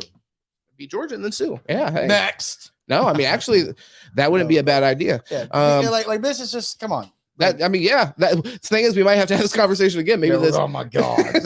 Maybe this conversation feels a little bit different. Dude, could you imagine Alabama goes out, shits the bed, gets beat 28-0? My god. Wow, brother, man. I won't show my face. Words are powerful, man. You might have just manifested that. Bro. Are you serious? I feel good about Michigan. Oh, dude, I feel great for you guys. Actually, I'm rooting for you in that game. I'm like, and they play to our strength. Oh, we're gonna run the ball. Okay. Yeah, dude, they're not afraid of that. And then literally cheated in this season. Yeah, and we're just gonna ignore it. I'm Tyler, why aren't you mad at Michigan for cheating, dog? Yeah, that is weird. Okay, that is weird. How we're just like they suspend the coach and they're like, we're gonna come back around to that. Ryan, yeah, Cozos, tell me, you mad at Michigan? They fucking cheated. Who's their squad? Oh, so Tyler's a Hurricane. Oh, sweet. Okay. And then Ryan, his brother, is a Bulldog. Okay. I don't know where that one came from. Yeah. All right. But it's been a long time. So hell yeah. It's not like it's a bandwagon thing. No. He's enjoying it right now. You know what? Maybe because they grew up Port Charlotte and it's red and black. Oh yeah.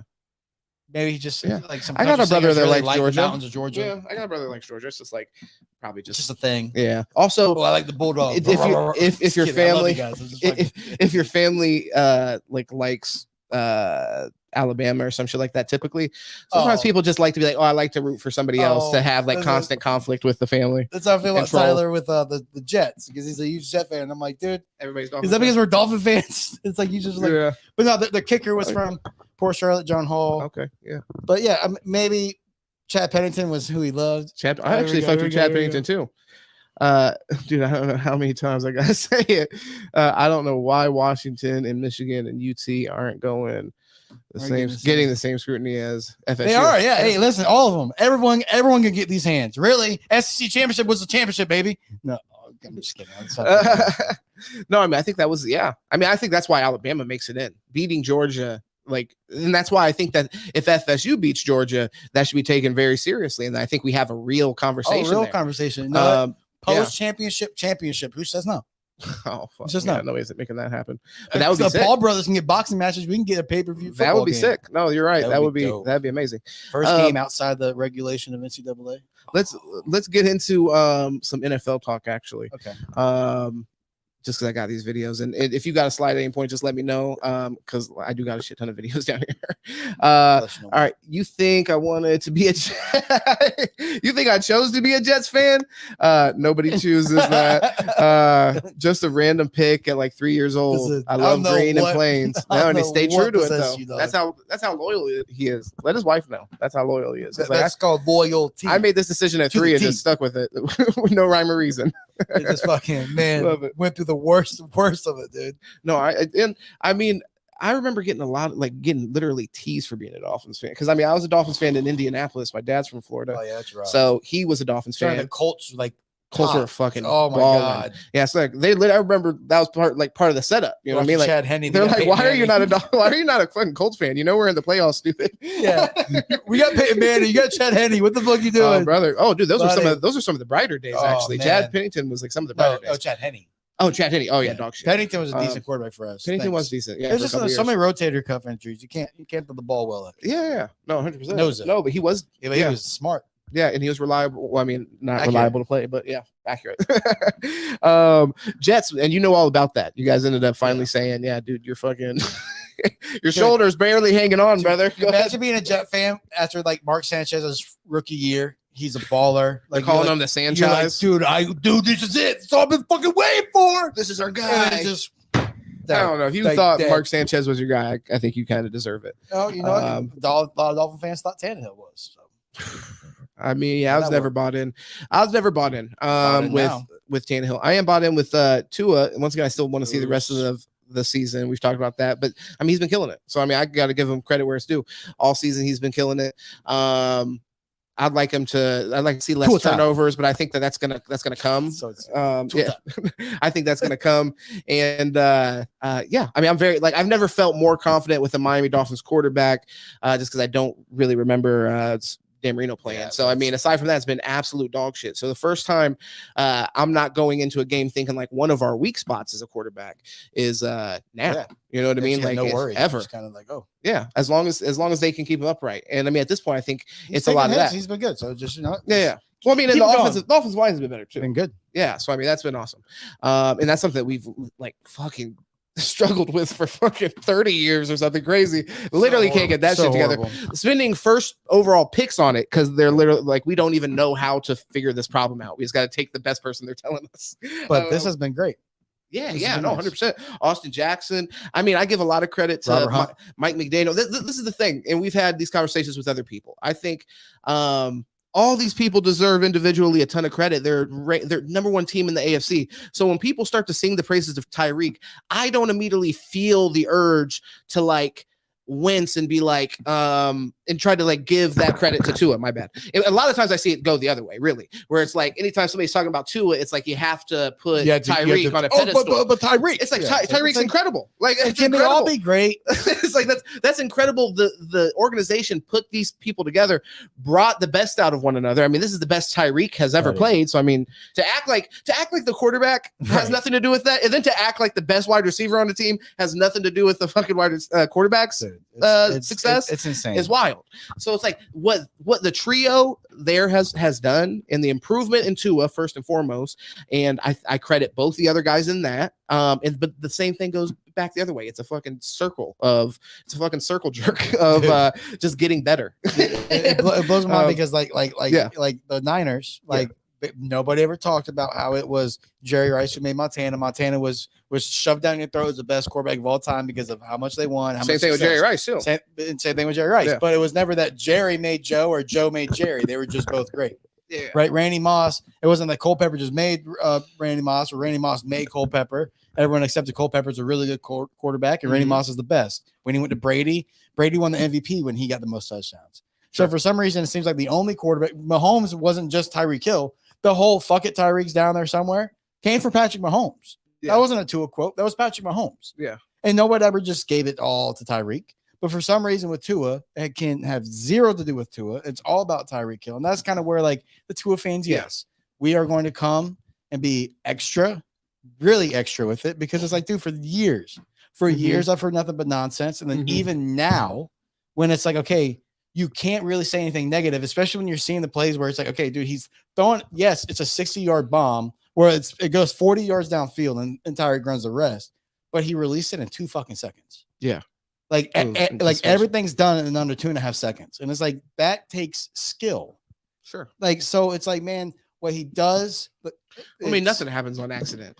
So it's like, and then, Tyreek Hill makes him better. That's the point. Sure. That's the point. Why can't they be the best? Or like, what's crazy is they could go have the best season that a quarterback and receiver have ever had together, and it's all going to be about how Tyreek Hill had the best season. And then, you're either going to have to be really loud for Tua, or just kind of going to be like a brush off until like a few years goes by and he's still that great. Well, I mean, but so there's a place to give Tyreek his credit, of course. Correct. Yes. Okay. So I mean, that's what I've been saying. I don't know. I mean, I think in that world, I mean, both those things can exist. I mean, it gets really interesting because we will be talking about an MVP at some point, and I mean, both of them I think are in the conversation for that. Right. Another person I've heard in the conversation for this, I want to know how you feel about it, and then we get right back to the Dolphin stuff. But Brock Purdy, I thought that was interesting. How do you feel about hearing him in the MVP conversation? Now, a lot of quarterbacks that were supposed to be up there have really faltered. So I mean, why not? Okay. Now you can argue that when Trent Williams wasn't in, he wasn't this great.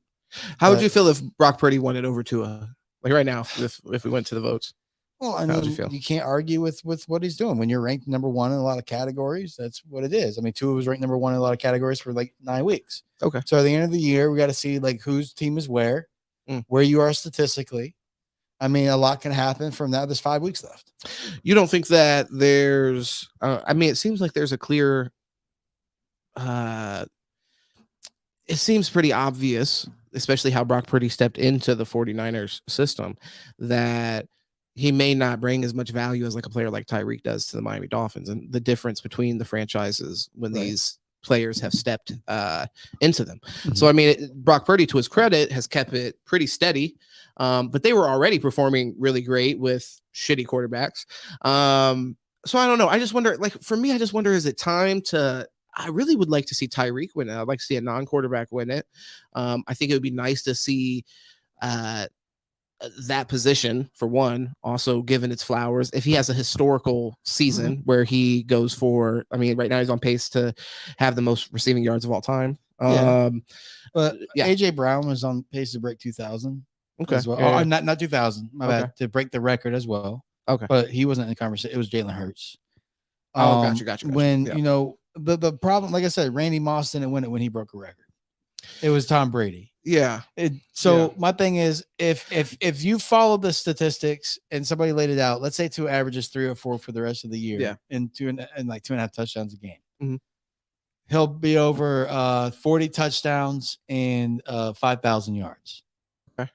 It'll be tough to have. You said he'll be over 40. Yeah, I believe that's what I said. So because I think he's at 20, 24 right now. So 2.5 times 5, so that's 12. 12.5. So he'd be at 36, 37 touchdowns. 36. So, but he'll be at 5,000 yards. So it'd be tough to be like, no, like, but what's funny is the conversation. Hold on, because I want to respond directly to that real quick. Because if that happens and he goes over 5,000, I'm saying that's great. Honestly, I'm saying that's amazing, obviously. But we're talking about like over 5,000 yards. Like quarterbacks do that now. Like it's a milestone. It's it still means that you're elite, but this is my only point is that we're talking about him doing something that's never been done before from a wide receiver. Okay. So that's fair. And then also, to be honest, I give Tyreek a lot, and this is maybe a little bit too out there and feely, but I give him credit for a lot of the culture change there that we've seen in Miami. So it's like I think if there's a wide receiver that deserves it all around. Yeah. You know what I mean? Like when Randy came to an organization that was already established. Yeah, super established. And then got along on the Patriot way, and that was incredible. Fair point. But Tyreek really helped introduce like a winning mentality there with a first year head coach, which there was some trepidation coming into that when he got hired.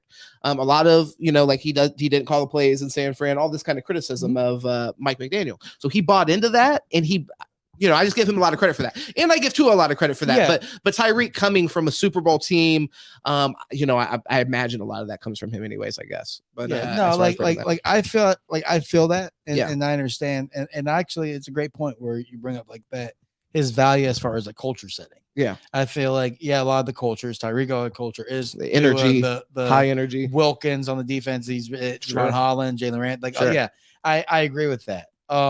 But as far as the 2,000 yards and something that people haven't done, Derrick Henry wasn't even considered when he broke 2,000 yards as a running back, and that's been done one other time in history. So, I mean, 2,000 yards as a running back? Yeah, I think it's more than once. You sure? I'm pretty sure. Yeah, because definitely Terrell Davis. Maybe it was 5. Terrell Davis did it. OJ Simpson did it. Maybe it was like 5. These are the guys I remember. Maybe it was like 5 times. Maybe because Chris Johnson did it. Look it up if you could. Just like. Well, I'm showing people Tua's. These are Tua's stats, by the way. And let's pull up. Yeah, you're right. Because I was thinking Chris Johnson, but then there was I think there's 5 other times in history, and he was like 40 something yards or something short of the record. Yeah, he might have been. Yeah, and it's like he wasn't even fucking. Yeah, so he wasn't even considered. I mean, 8 guys in the history. So a lot of that goes to like how devalued the running back. But it doesn't mean that we should then be like, well, let's do that to one. No, I'm just saying it's always funny. But again, I'm trying to see the guys. What my overall point? Yeah. So what my overall point would be is that I don't understand why Tua just automatically gets discredited for it. But it's fine. If Tyreek Hill wins, I'm not going to be upset. Obviously, I'm going to be ecstatic. I'm not saying him, that for everyone. From my perspective, Tua would be sad. To speak for myself, only speaking for myself here. I'm not saying that Tua shouldn't be in the conversation, and I don't think that that's like downing Tua to say that we shouldn't give him to him. It's just offering an alternative perspective. And I think that similar to the stuff we were talking about before, I think there's a really interesting conversation to be had around Tyreek and all that he's done, and a lot of stuff that he's done that people don't talk about, to be honest. Like I said, like the culture building, I really feel strongly about that with Tyreek, because we were kind of like a middling, lost franchise. Really didn't have much of an identity, to be honest, the Miami Dolphins. Now it's like we're a fun, energetic team. Of course, yeah. I love this team. It's a very fun team. Yeah. So and we're blessed in that way. By the way, just go down this list. OJ Simpson was the first. He was the first. Yeah. That was not his last first, if you know what I'm saying. Eric Dickerson, 14 games though. Jesus, that's wild. And that's actually, I'm glad. Thank you for pointing that out. OJ went for over 2,000 yards in 14 games. Dude, so to put that in only 330 attempts. To put that in perspective, for most of like the modern football, it's been 16 games. And now this is what I'm glad you mentioned it, because now we have to take in consideration, like when Tyreek does that, I think it's important that we take into consideration he's playing an extra game. Right. When we outweigh what he's doing. What do you? Bro, so he MVP? is in the Hall of Fame. Oh yeah. I love it. Of course. Why wouldn't he be? Look at this shit. But yeah, he won the MVP that year. Yeah. Barry Sanders won MVP when he broke 2,000. Terrell Davis won MVP when he broke 2,000. Adrian Peterson won MVP when he broke 2,000. It was just Jamal Lewis wasn't respected. He was a great. I love Jamal Lewis. Chris Johnson, they had like the gold teeth, and Derrick Henry, they hate Alabama. That's what it is. I get it now. That's what it is. And now too, they hate Alabama. See what it is? It's all about hating Alabama. Eric Dickerson. I mean, the thing is, we'd also have to see the other guys. No, I feel you. No, it's interesting to see this though. Definitely is interesting to see. I'm just kidding. I think they did respect Jamal Lewis. I just had to say something but Derrick Henry, it's just a hate Alabama thing. So let's see, most receiving yards and Houston in a season. But no, honestly, man, Tyreek, he deserves it at this point. I just know that this is all conspiracy to forever have against Tua that he played with the MVP and he'll never be better than anyone else. I think it'll be interesting. It will be interesting to see, but I don't think there's any issue with that. If he played with one of the greatest wide receivers of all time, a lot of people have. I think that's awesome. And then at some point, hopefully he's playing past Tyreek. Hopefully at that point, he's at the point where he can make the next guy. You know what I mean? If it is that way. Yeah. So, I mean, that'll be interesting. Do you think that we pay Waddle? Do you think we need to pay Waddle? So me and my uncle had this conversation yesterday. And I told him, listen, man, I as hard as he's probably going to go over 1,000 yards again. Mm-hmm. Waddle, when his rookie year, he did break a reception record. Yeah. So I mean, he's proven what he can do. I think that his talent's there, but now obviously statistically it's not there right now. But I mean, we have another year to even worry about that. So let's see how he does next year. But I mean, the offense is we get the ball out so quickly, which I don't know if that's part of the offensive line's issue. Like, I'm not saying there's an issue, but is it that we get the ball out so quickly and we're so focused on it because the line can't hold on to the blocks for a long extended period of time? Yeah. But it seems a lot of times, like when you watch, like the ball's released as Tyreek Hill's breaking, and Waddle, like by the time Tyreek Hill catches it, Waddle's now getting out of his break. Yeah. And it's like, okay, so there was another half second to second on that play. It's probably going to go to Waddle. But Tyreek Hill's just getting fucking open all the damn time. Yeah. So I don't know. But like I said, I think we got one more year to worry about that. Let's wait. You seem kind of stressed about that question, though. Because it's a tough decision. Because he threw out, man, and he's a Bama hater. He hates Saban, and I get it. Hold on, who is this? My uncle. Oh, okay, gotcha. But because he's from Fort Lauderdale, so he's a Kane fan. Yeah. But the thing is, and he hates Saban and Bama. But he said he's right. He said, should we trade Waddle? Oh, wow. And I'm like, what? And he's like, yeah, put him on the market, see what we can get because he hasn't lived up to it. And I'm like, whoa. He's a Dolphins fan? Yeah, big time. Gotcha. The thing is, he averages 14 yards a catch. Like, my God. I feel you, but he's going to be a 1,000-yard receiver again. Some of what I've seen, because I've just seen this kind of conversation between other Dolphins fans, is that some people think that if you put somebody else on the other side of Tyreek, they could do the same thing. No, see, this is where people need to understand nuances and ins and outs of football when it comes to scheme. Okay. You have to be a certain type of receiver to fit this scheme and fit what we do. First of all, you got to be willing to block. And that's worth something. Second of all, you got to be able to get in and out of breaks quickly and get into these quick routes and be able to get yards after the catch because that's what we're looking for. Yeah. Well, you agree that Tyreek makes the other people on the team's jobs easier, right? Yes, but also, yeah. Like when it comes to scheming, a lot of times teams think, listen, we're not going to waste our time trying to stop Tyreek Hill because you can't stop Tyreek Hill. So let's focus on taking out the number 2, slow down Jalen Waddle's production. We'll try to throw off the timing and try to trick Tua into some throws, but really let's try to limit everybody else because how are you going to just limit Tyreek Hill? Sure. So I think sometimes that goes into it. So I mean, there's the one where you see Waddle open on a drag underneath, and then to a no looks the end cut the dig to Tyreek Hill, and it's like there's plays like that where it's like I think Jalen Waddle is open. Jalen Waddle has his time. And when Tyreek Hill went down this year, Jalen Waddle goes in and on a touchdown drive gets 3 straight completions. Yeah. So, well, I mean, I think that if you're talking about, I think like I said, we agree that Tyreek makes the other guy's job easier. And then some people are just not bought into Jalen Waddle fully. So I think what you're projecting Jalen Waddle on, like the high end, people are just not bought into that. And also his injuries, I've heard have concerned a lot of people. I like Jalen Waddle a lot, to be honest. So I like Jalen Waddle a lot. I'm actually exactly where you're at, where I think we take as long as we possibly can to pay him, because that's such an important decision that, you really got to mull that over. I don't think we just trade him because the receiver that he could be when he does take on the number one role could be really special. We could be getting out of that a little early. So, and he body catches and he drops a couple balls. He's special speed though. Tyreek Hill in one of our losses literally dropped a slant that was wide open for a touchdown. Yeah, and he has unique mentorship right now that really works with his game. That I think like that torch being passed really can't be spoken about enough. I think that's a really healthy kind of environment for him. And thankfully we have the talent to allow him to continue to develop. So I don't think we rush on him. I don't think Miami should rush on him at all. But I do think it's an interesting conversation based off like some of the underproduction. Like honestly, I'm more disappointed in Braxton Berrios not having more production in the offense. Absolutely nowhere. And River Craycraft having to be the number 3. Absolutely. I mean, if you want my opinion, I think Miami, the smart move would be get Jermaine Burton in the draft.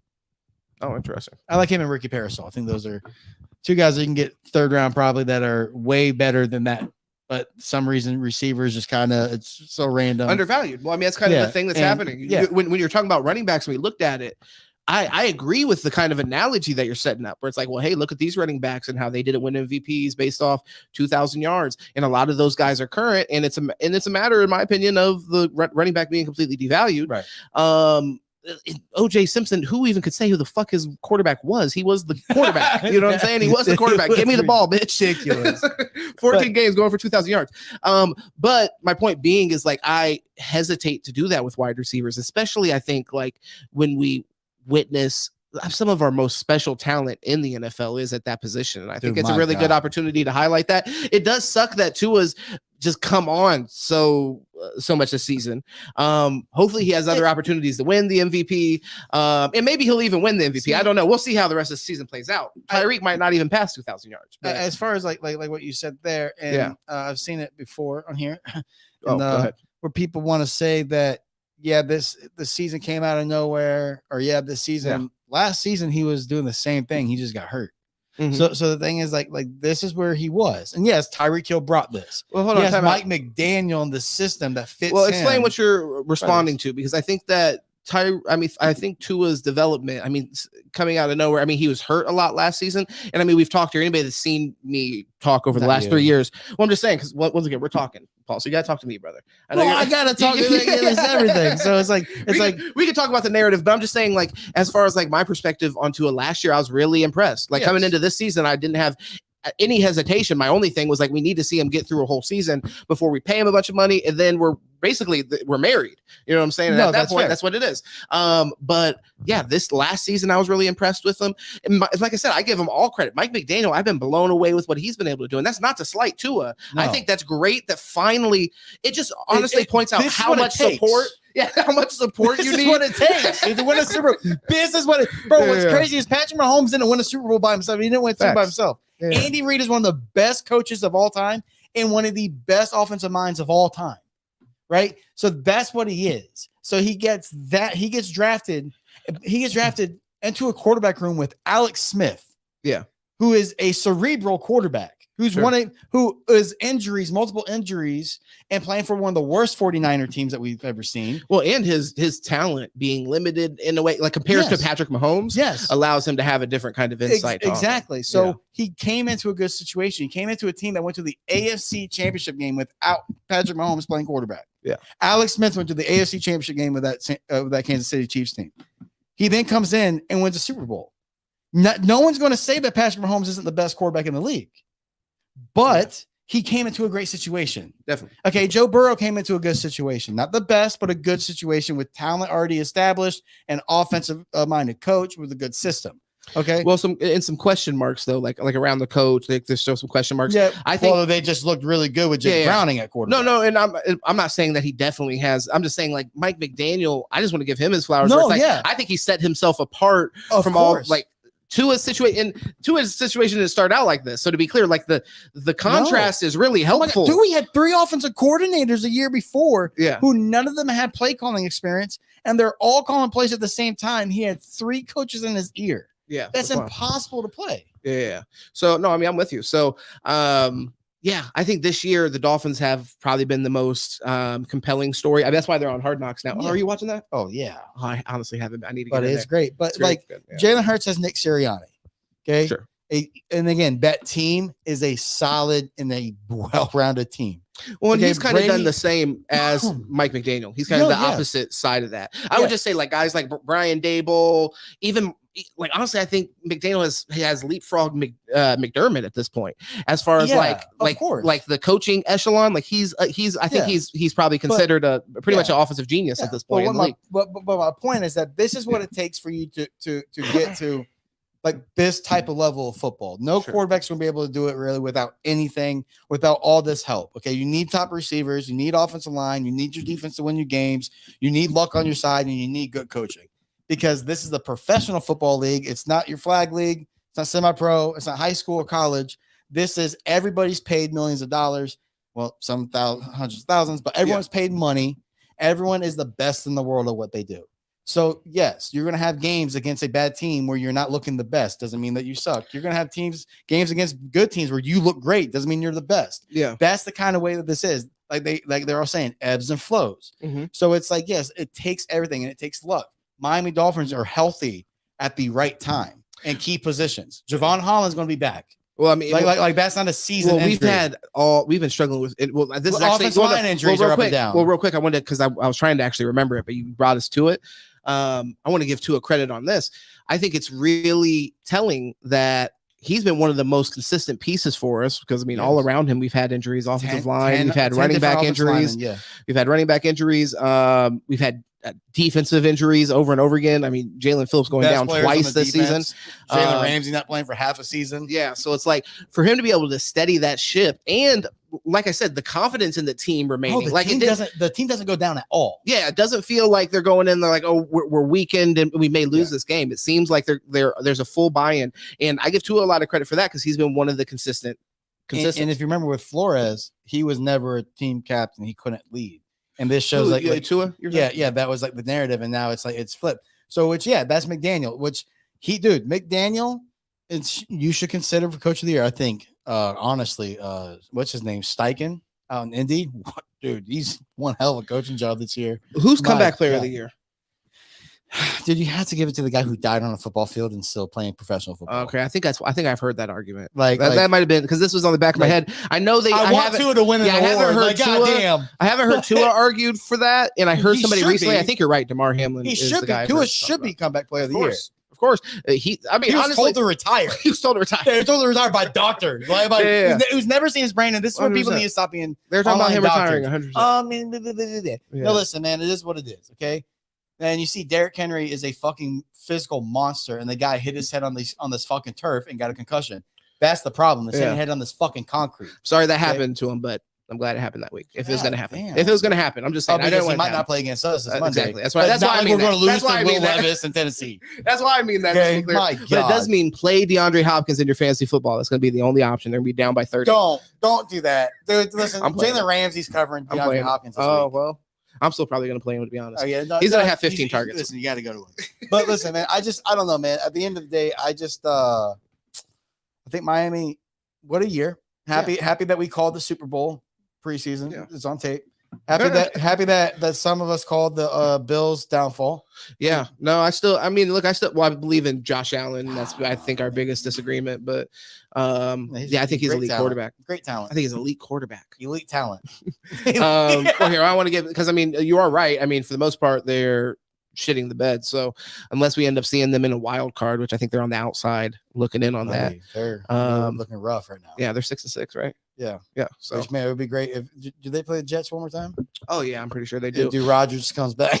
They just for that game. They play. They have like the Chiefs or somebody coming up too. The Chiefs they just played the Eagles, I think, but they have a few tough games coming up because I was looking at how that pans out for the Dolphins towards the end of the season.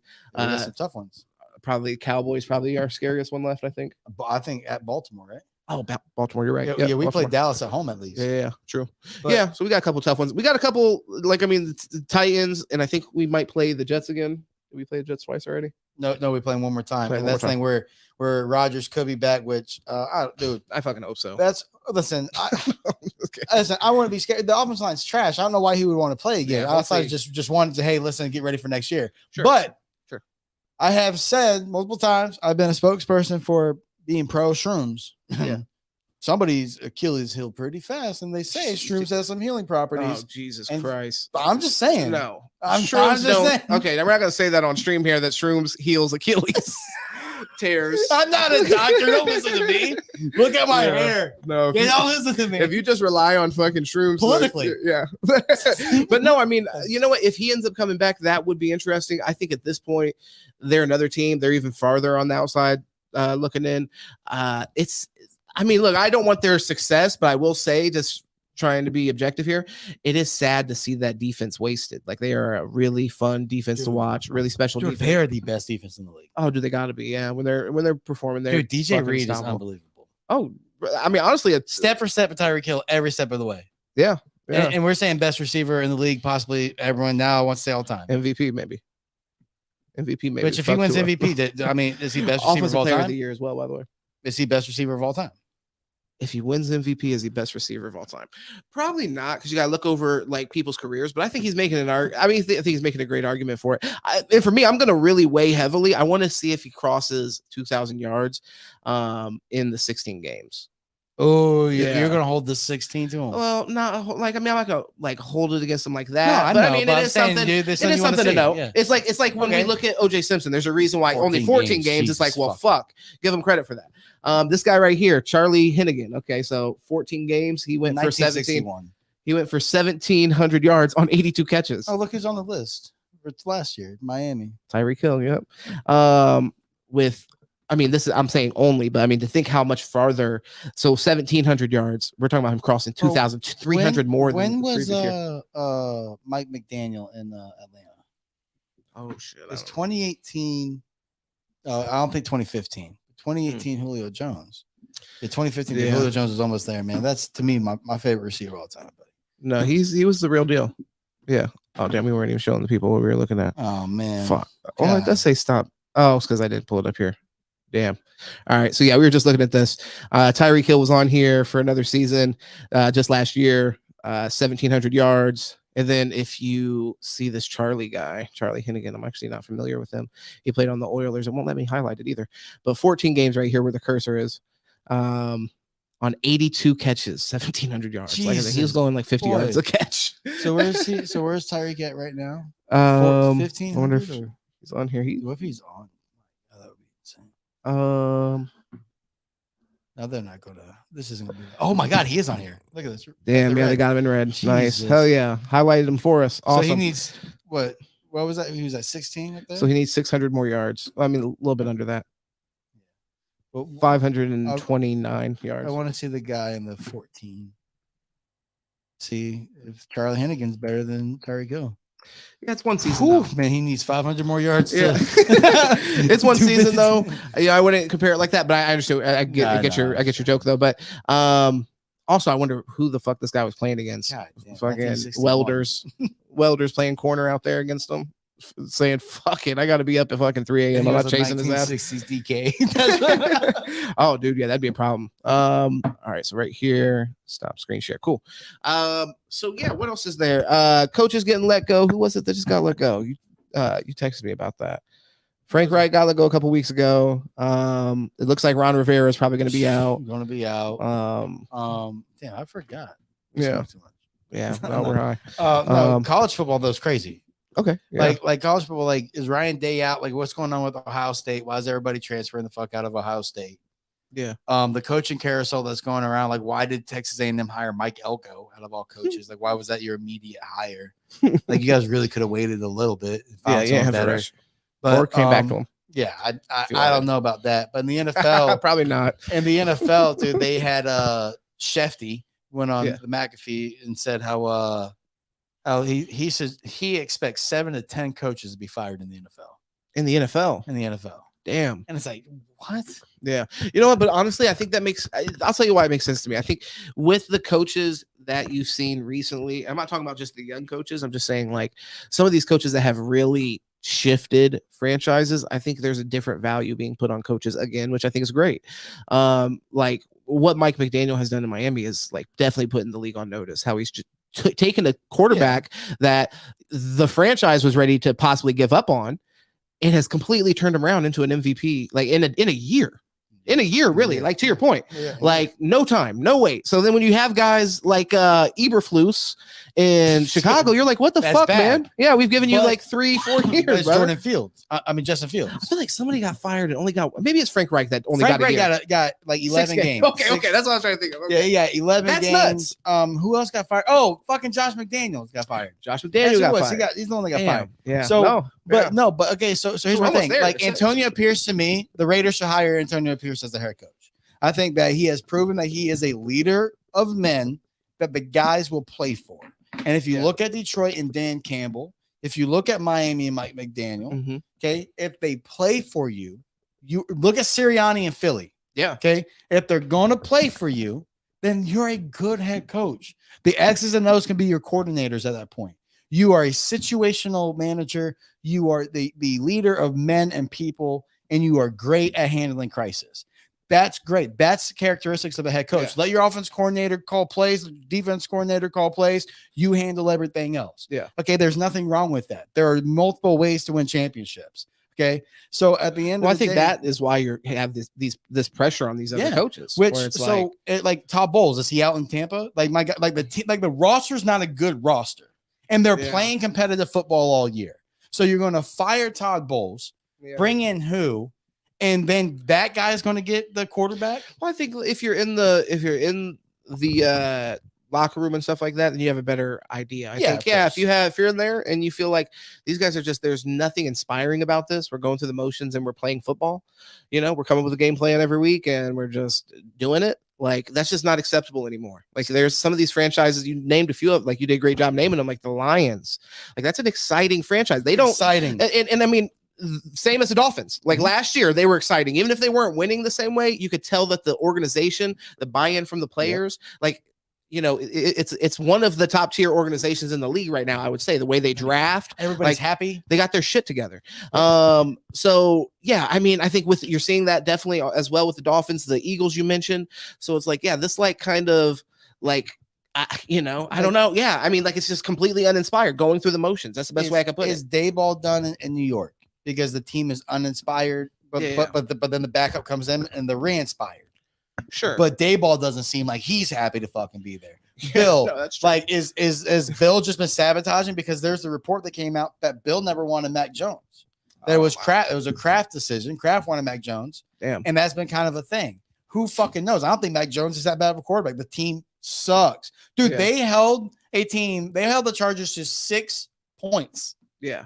Lost. If Belichick could get fired, though, then I mean, you are kind of like, you're like, well, then anybody can get fired. Does he go to LA? Well, I'm saying, but any of these other guys, but you're talking about Todd Bowles, then fuck yeah, he can get fired. Of course. And I mean, but that's my problem. And we've talked about this before. I would give Bill the legacy contract. You go for as long as you want to. You've won me 6 Super Bowls. Go for as long as you want to. I think you were on the side of it's a win now business. Like you have to, if you're not performing, and then he set that standard there. But but to me, it's like you have a guy like Staley. He's out in LA. Okay, we know he's going to be out in LA. Definitely out. Yeah. So who's going to go there? And then are you going to bring in an offensive coach for Herbert? Or are you going to bring in someone to fix that defense? Does Kellen Moore get the promotion? You know what I mean? I think you have those interviews, and I think you could definitely tell Staley's not the guy there. So there's a few situations where they're just not the guy. Minnesota's a team that's been through a lot of adversity this year. Kevin O'Connell's been a good coach. No, that's my point. I would say like I'm bringing them up as another team where it's like they come to play. They get up and play for that guy, and those are close games. When they lose them, they're close games. Like every year since he's been there, he's another guy. So my point being is like just the kind of like trust the process bullshit. I think we're done with that. Guys that are coming in like, let me install my system, get people in place, let me draft a quarterback my fucking third year here. We're done with that. Okay. Guys come in teams and then they go get Jared Goff and they make that work. So let me ask you this: if you're LA, are you going for Bieniemy? Are you going for a young coach? I don't know. I honestly couldn't tell you because I mean, like and I give Mike McDaniel a lot of credit because I was not excited about that. Honestly, I wanted them to hire Dable. To be honest, I'll be honest about that. So I've been. Sorry, he loved Tua at Alabama. Well, he loved Tua at Alabama. Well, and I had more faith in his resume at that point, just from what I had seen. Like the Josh Allen development was great, and with Mike McDaniel, it was really tough to discern how much of that was Mike McDaniel. Still is. But it doesn't matter because the genius is there. Look at a running game. I think we know. Probably, but I'm just saying, like, does it even matter? Does it even matter at this point? Because now he's proven it on his own. So it's like I don't think we'll ever know that. Yeah. But that was my trepidation at first because I also respect Kyle Shanahan. So I was like, I don't know what we're getting there, and just kind of how he looked. I did judge that. I'm like, is he going to be able to like maintain a locker room? Dude, I saw his interview when he was at San Fran, the Rich Eisen show once. And dude, I seen a lot of that show.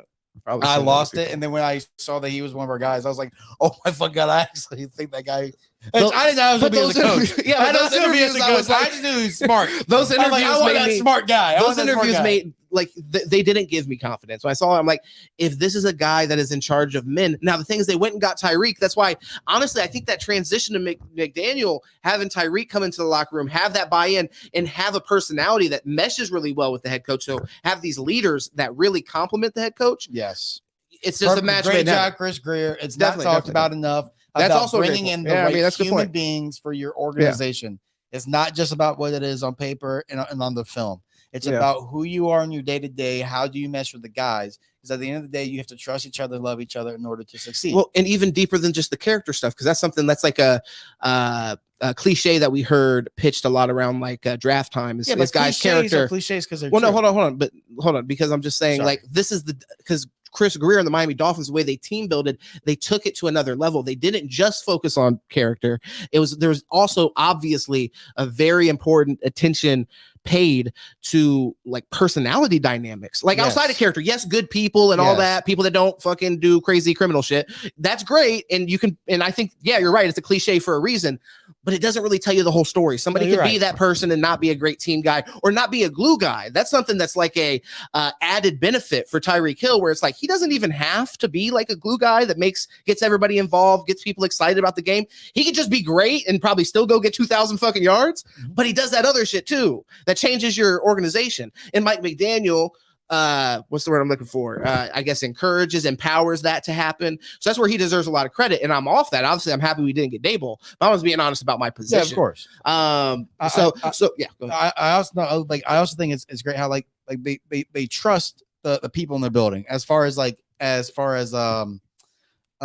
giving a recommendation for someone like vouching. For example, Mike McDaniel was able to bring in Jeff Wilson and Raheem Mostert. Sure, yeah. Name a guy that's going to be leading the league in touchdowns and is okay with the rookie getting all the carries in the game.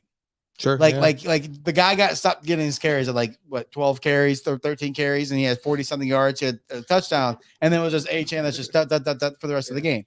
A lot of guys might not be okay with that. Yeah. And I thought that's where we talked about not bringing a cook, but leaving our room. The room of two running backs that say we could have went and got more money, but we came back to be a part of this. Yeah. Then you look at the receiving room, just how much that got, dude, for Waddle to be a top round pick, like a top 10 pick or whatever, and just sit there and say, hey, listen, I'm going to be okay with not getting looked at. Just blocking. Basically, this game, I'm a decoy. I'm blocking. Tyreek Hill's going to go off. Everyone's going to be talking about me. Am I worth it? Am I worth it? Am I worth it? Mm-hmm. And every game, he's nothing but big smiles. So, yeah, like you said, the personality of the team, that's great. So, and that's something that, Chris Greer built. And then you look at MCDC up there in Detroit and Dan Campbell, and he's sitting there, and the same thing with his team. And that's what we're saying. That you look at it, Philly fits Sirianni. Mm-hmm. Every guy on that locker room, they're not like us where we're smiling, laughing, giggling. That's not Sirianni. Sirianni's I want the dog, right? Yeah, they're assholes. And the whole team, that's their personality when they're there. Yeah. Not off the field, but inside. They all have that, hey, I'm here to work and fuck everything else. Well, Jalen Hurts from the quarterback to Kelsey at center. Did you see the video when they were going to the Super Bowl, I think? And it was like they caught the defensive coordinator that's in Indianapolis, I think now. And some guy caught him and he's like, oh, what are you going to go do? He's like, we're about to go fuck a team up or something like that. Like, that's right. Yeah, dude, exactly. Sirianni wins a game and he walks in the tunnel. You fucking like that? And it's like, Jesus Christ. No, 100%. You're right. But that's how it is. Yeah. and McDaniel matches our goofiness, but then it matches the city. Yeah. McDaniel's flashy and he's kind of eccentric. Well, that's Miami. That's South Beach. That's how we are. That's South Florida. Yeah. It's off the rails. Tyreek Hill, cryptocurrency capital of the world, baby. let Tyreek Hill be wild because that's how it is. Yeah. And then Philly is cold-blooded. You know, we're ruthless. We're gritty. So I like that. And so you look at all these teams and they have to figure that out. So that's where I'm like, all right, so Bieniemy, you know that you look at Sam Howell and how he is in Washington, the stats. Mm-hmm. So you look at what Bieniemy learned under Andy Reid and in that division. Why not go try to get Bieniemy for Justin Herbert? Because Justin Herbert fits that system better than any other system that you're going to bring in. It's just what are you going to do? Bring in the Miami Dolphins system for Herbert? And that's not what I'm glad you brought it back to that. That's so I think that's an option, but that's kind of how we got a little bit off. Was that that's what I was trying to paint. Yeah, is the difference. Like, I don't know. The reason I don't know, that was my answer, was because I would interview Bieniemy, we would see, but you have like these, like, it's not always the first choice, or it's not always the clear option. Like, you have some of these guys that have stepped in, Mike Tomlin, and been really incredible, like, culture changers. I mean, even Mike McDaniel, I don't think that was a clear option for the fan base. There was a lot of back and forth. And at that time, his just resume, it wasn't like this resume you couldn't deny or something, you know what I mean? So in my opinion, but what Chris Greer said, I think, was that when they went and interviewed him, like, he was really the one that said, instead of like, hey, he'll take this. He said, whatever. This is what I would do with your team. Yeah. And it's like, no, but the thing is, obviously now I see why. But that's my point. But if I would have been in on those interviews, then I may have came away with the same thing. I'd be like, this guy's a fucking genius. His personality is going to mesh well. He's not going to be a big friction. That's one thing I love about him. He's a player coach, which you need to be now. There doesn't have to be like this friction over everything. But like the Mike Tomlin story is one of the greatest stories when it comes to this, and it's like the best representation, because with the Art Rooney rule is because they were dead set on who they're going to get when Bill Cowher was stepping down. They're dead set, and then somebody said like the 11 o'clock hour, somebody said like, hey, just take this interview, see what it's about, and he was this young assistant, like he wasn't like a coordinator, nothing. I think a linebacker coach. I think a linebacker coach from Minnesota, young guy, comes in 30-something years old and blew them away to where that was their hire, and it shocked the world. And he's the longest tenured coach outside of Bill Belichick. Yeah, and he's never. This might be his first losing season. That's what I was gonna say, and not even just because it's like he's produced, right? And so he has taken. In that case, he took a stable franchise and then was able to continue that, and build on that. Like there was there was no drop off. Yes, you know what I mean. So, I think the team see Mike Tomlin's a good example, but there's a lot of examples now today where you see that just like the Eberflus performance, Staley's performance, like that's just not the best you can do. And if you have talents like Justin Herbert, for example, you owe it to your fan base and you owe it to the players' talent to give them the best chance to win. Do you think Harbaugh can come back in the NFL and be successful? Because they're talking about how he might not come back to Michigan with everything going on. It's fucking wild. I mean, I feel like I've heard that a lot, but it makes a lot of sense this time around, obviously. I mean, I think so. I think Jim Harbaugh, my question is how long can he stay a place? But he's another one of those people that are going to come in. He's going to change a culture immediately. People are going to kind of like mirror his persona or whatever. He's a really enigmatic person. So I think that, 100%. I honestly wanted the Dolphins when that was part of everyone thought it was Stephen Ross. Oh yeah. So I mean, I was down for that. I didn't think he was going to be like now I look at Mike McDaniel, it's like, oh, he could be our coach for 15 years, easy, 20 years. With Jim Harbaugh, I didn't necessarily think that, but I did think that he would whip us into fucking shape and make us a serious team right away. So there's a lot of teams that I think could use that could use like a complete rebranding. Somebody's going to come in. D'Amico Ryans is somebody. Well, that's what I was waiting. Do you think D'Amico Ryans it should be up for Coach of the Year? To me, Coach of the Year is D'Amico Ryans, and that's not roll tide roll, baby. But my biggest thing is, yes, McDaniel's done great, Sirianni's done great, all these other coaches done great. For you to take that and make it a serious playoff contender and a team that any team sees them in the playoffs, you're like, hey, let's see, because their offense is on fire and that defense fucking plays, and they have taken the personality of their coach, they've taken the personality of the quarterback and their leaders. And man, CJ Stroud, what a year! Rookie of the year, top 5 MVP for next year to start the season. The guy's really proven himself. Like it's unbelievable what they've done. But that's the thing. And D'Amico Ryans, he's not your eccentric guy. No. Or enigmatic guy. Well, he is a very, you know. I don't think you have to be that. By the way, no. Like, that's Nick what I'm saying. Sirianni, That's what I'm saying. There's different ways to do this. Exactly. I wouldn't say Nick Sirianni's that. I would just say, can you get people to buy in? Like, do you have a strong, whatever that personality is, to where people like take you serious, like in some way? Exactly. Yeah, that's a good way to put it. Yeah. So yeah, I think D'Amico Ryans. The thing is, you see from the team, it doesn't have to be coming from the coach being really loud or whatever. No. It comes from the team, and you see their buy-in. Yeah, but you got to be yourself, and that's the biggest thing. Is a lot of these coaches that they like, it's been said that like Flores. I think it was Van Noy that kind of said it in a nonchalant way in an interview when he was there. Mm-hmm. That some coaches get that head coaching job and change who they are because they think they're supposed to be this. And instead of just continuing to be who you are and doing what got you there. So that's one of the biggest things. So again, it's huge, but I think Harbaugh's biggest thing would be you've been coaching kids who need you and you're going to go to adults who make more than you. So there's a different way that you have to relate to these grown ass men that he's already done and he's already accomplished. I can't say that he doesn't know what he's doing. Well, Andy has a pedigree. That's my thing. I think, but has ego gotten too large? Well, but the thing is, like, he has a ego for a reason, and the reason being is that, like I said, is that pedigree. He's shown that he can win. So I think people take him serious. I think when kids go to Michigan, it's not just a given that kids are going to go to college and take a mother serious. I think we see that all the time now. Billy Napier, brother, come on, get the program under control. He's gone. But no, I mean, so basically my point being is like, I think Jim Harbaugh, you've seen him do it before. He has that kind of personality. The thing is, I think where you're right in your criticism, but I think how that would end up manifesting is over 4 years. Like, he just starts to rub people the wrong way. Yeah. Once they're not winning, then it's really hard to fucking deal with him being an asshole. But when you're winning, it's great. Yeah. It's like, okay, he's doing what we need to do. He's done, whatever. So I think he has that pedigree though, and that kind of reputation. Of course, that I think that if he steps into an NFL locker room, they're going to take him serious. And he's a former player. I think that's huge too. When it really comes to football, like as much as I really can't stand the guy, but not personally, it's just as a fan.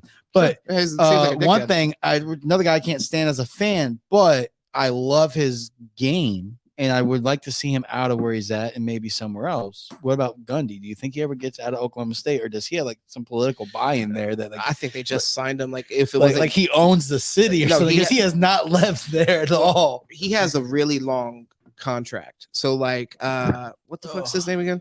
Mike Gundy. Mike Gundy. Yeah, thank you. Man, Rich Rod won't get that chance again to go back to Michigan, but yeah, I think I actually read about this. Let's see. Contract. Dude, $7.5 million. They're paying that much there. Okay, so you eyeballed salary. Jesus Christ! I didn't know they had that. Damn, Oklahoma State. Let me take some of the money, put it in recruiting. Well, no, he's legit though. I mean, that's a franchise that he's a program that he always has playing. Okay, so see, that's one thing. But like me, as like loving coaching and always wanted to coach and things like that, and go like there, like college.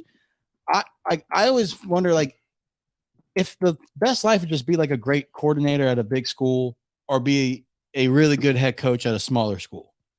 Because like at Ohio State, you got to think, man, Ryan Day, as much shit as we give him, the guy was like undefeated in the Big Ten outside of Michigan. And it's like people want his job. This shit right here. This says perpetual contract. Oh, so it changes. Does it change? Perpetual, I thought that meant forever. Like, what the fuck? Does Mike Gundy have a lifetime contract?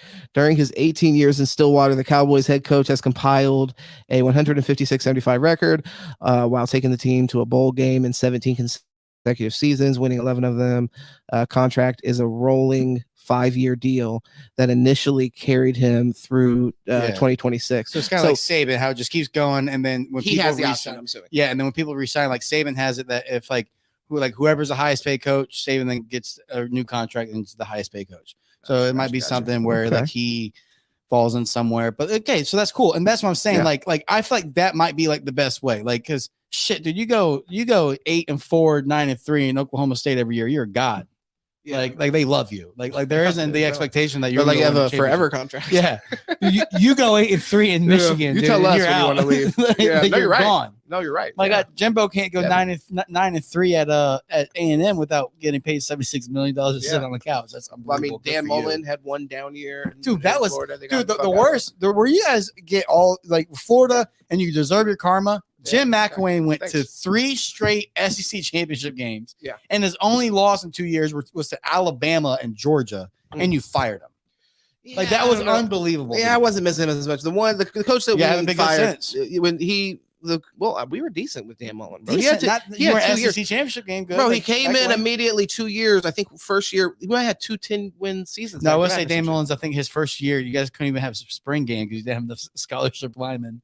So yes, so he was fucked, man. No, but I mean, honestly, I want to say if he didn't have 2 10-win seasons, I know they were around that, and at that point, that was good. But I mean, you're right. I mean, he doesn't get enough credit. Let's see what else we got here. Oh, do we have anything else in football before we run these trailers? No, man, go ahead. Okay. All right. Well, I mean, I'm just trying to think. Is there anything big? Alabama's one of the. I mean, we'll talk about it again. Oh, Brock Purdy, though. Do you feel? Just give me that. Yeah, no. He won the MVP. You wouldn't be upset. I wouldn't be mad. Again, I think that he's necessarily the person. There's nothing there. That's why they're winning. But I mean, let me take that back. He's really good, and he's definitely part of why they're winning. But yeah, I don't know if he's necessarily their most valuable player. Just as if everyone wants to argue that Tyreek Hill is Miami's most valuable player. Yeah, well, I mean, Christian McCaffrey, obviously, right. There's a huge argument. I mean, the guy last year turned that team around. But again, I wouldn't be mad. I mean, really, at this point, like, I just want Miami to win. I just want Miami to win. We win the Super Bowl. I really don't care. Well, here real quick. Oh, because I do. This is like, I'm not saying Christian McCaffrey for MVP or anything like that, but when we're talking about, he's another player, in my opinion. Not that the San Francisco 49ers were like on super rocky ground, but there was a little bit of like dysfunction in that organization, to be honest. Yeah, there was, and he kind of brought it all back together. You got it. It's him, Trent Williams, and Debo that are like the glue. And you see when Trent Williams went down this year, there was that offense really struggled. Sure. Like they had issues when Debo was down. I mean, they had Brandon. I know it's weird. I just so good. Brandon Ayuk is a stud. Yeah. Which I mean, listen, that team is a lot like that defense. What they've built on that defense is insane. So, but they were even good and still kind of dysfunctional and had like just some weird locker room leaks and they're good now. Yeah, it had some weird just like attitude between the players. And since Christian McCaffrey has gotten to that organization, I have felt a little bit of like a stabilization happening. And the thing is, I feel like you weren't getting leadership from those quarterbacks that you kept. The carousel of quarterbacks, you didn't find one of them to be a stabilizing piece. When you brought in McCaffrey, you ended up kind of doing that. McCaffrey's so fucking good. Great. 17, I think, was it 17 touchdowns in a row? Yeah. 17 games with touchdowns. I'm a obvious like biased with Derrick Henry, and I will always say that Derrick Henry is the best back I've ever seen just because of pure size, speed, power, agility combination. Yeah. You can say he's not agile, just looks that way, but he makes people miss. But Christian McCaffrey is like one of the best football players I've ever watched in my life. He's something else. When he was with, it was amazing to see him develop as a running back, because I remember the thing is, but he was never not a fucking baller. When he played in Carolina, I remember games where he had 10 plus receptions because that's just how they were getting it. It is what it is. They needed to give him the ball in space, and he was doing his thing. But he may only rush like 8 times at that time when his first couple years in Carolina. Now he's a completely different running back. You hand him the ball fucking 18, 20, 25 times. And also still working the passing game. But I don't see the San Francisco 49ers use that as a crutch as much as the Panthers did. And that, I'm sure. Yeah, exactly. And that was kind of like when he got moved to when they were moving him. That's what I was saying. Like San Francisco was a great spot for him just because like you don't have to go there and be Superman. Let him go somewhere where he can just be a part of the system and just be the best player on the field. Yeah. When you start having to have him like rely on the game, that's when you're just going to get him hurt. Yeah, like when it happened. Yeah, exactly. I mean, he's a well-built guy. I mean, he's solid. But yeah, I mean, the NFL is a different game, man. It's a car crash every single time. So it's like, having him just carry the ball 26 times, catch the ball 12 times. It's like, my God, I mean, that's just in a week 4 game against fucking Tampa. You know what I mean? So it's like, all right, great. So him at San Fran, he gets to sit there and get maybe 16 touches and just be the best player on the field for 16 times and dominate a game. Yeah, with him, I kind of give him. So when we're doing the comparison between Tyreek MVP kind of conversation and McCaffrey and Brock Purdy MVP conversation. Although, like I said, I don't think McCaffrey eclipses either of the Dolphins that we're talking about. I do give more credit where, I mean, the Tyreek and the Tua thing is much more like 50-50 in my mind. What Christian McCaffrey has brought to that team, in my opinion, it is way more valuable in spades. I think the amount of running backs that you can find in the league to come do, and this is a super uncommon statement to be able to say about a running back, but the amount of running backs in the league that you can find to come do what Christian McCaffrey does, in my opinion, is less than the amount of quarterbacks that you can find to come do what Brock Purdy does in the 100%. San Francisco 40. Yeah. Name the other running back that's going to come in and be that. I mean, that's what you think Bijan can be. Yeah, you haven't seen. That's good. I mean, Kamara could come in and kind of do a good imitation. And no offense to Kamara, because there isn't like anything you take away. It's just Christian McCaffrey. What he does is different. Yeah. So it's like, I mean, and even then, that's too. I mean, A-Chan is what we really brag about, and I mean that's what like looks close, but still McCaffrey's just he's a whole nother level. The guy is he's like LaDainian Tomlinson, like he's unbelievable. So like him in that system, and he's in a system that everyone blocks. That the scheme's great, and he just gets to sit there and play just football, and it's unbelievable. So yeah, no, you're right. Yeah. You're right. I mean, you can sit there and say there are some quarterbacks that can go in there and play the good system football. Definitely. Yeah. I mean, shit. Take Kirk. Put Kirk in San Fran. Oh, yeah. It'd be great. It'd be great. I wonder how it'd be better than Purdy. I'm not going to say that and then blah, blah, blah, but it would be great. I wonder how different Mac Jones would look in San Francisco. Listen, it'd be good because that's what he does. Now, not that I'm saying that confidently, because I think the Kirk comparison was great. Because, 100%, you put Kirk in there, they're fucking humming. But Mac Jones, I mean, that is probably a better like stretch comparison because he's definitely considered not as good as Brock Purdy right now, I would say. And Brock Purdy's not like thought of to be like some fucking world killer as from talent perspective. But Mac Jones is somebody that people are thinking. But if you put Brock Purdy in New England's going to be the same fucking team. Yeah. I think that's possible. He's not going to go and create. So Brock Purdy's really good. But what you need in these systems in Miami and in San Fran is the quarterback that's going to see the pre-snap, make the right decision, and get the ball out quickly. And that's what Mac Jones does. So he doesn't have the best arm. He's not the most athletic. He's not the best quarterback, but that's exactly what he does. That's what he did at Alabama. There was word about him going there, right? In the draft. That's where that was the rumor. Yeah. And then Pat McAfee and them got the inside source from Lombardi, I think it was. I said, no, that's not who they're getting. They're going Trey Lance.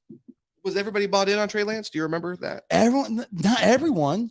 Again, man, he had the one season in D1 AA, and then the next season they didn't have because of COVID, and he played that one showcase game. Didn't look good. Yeah, it was just ability, just what the ceiling is. His ceiling was higher, and then that was a Shanahan ego pick where I can make anybody a great quarterback. Yeah. Well, you had 3 on your roster, really. My God. Make them great.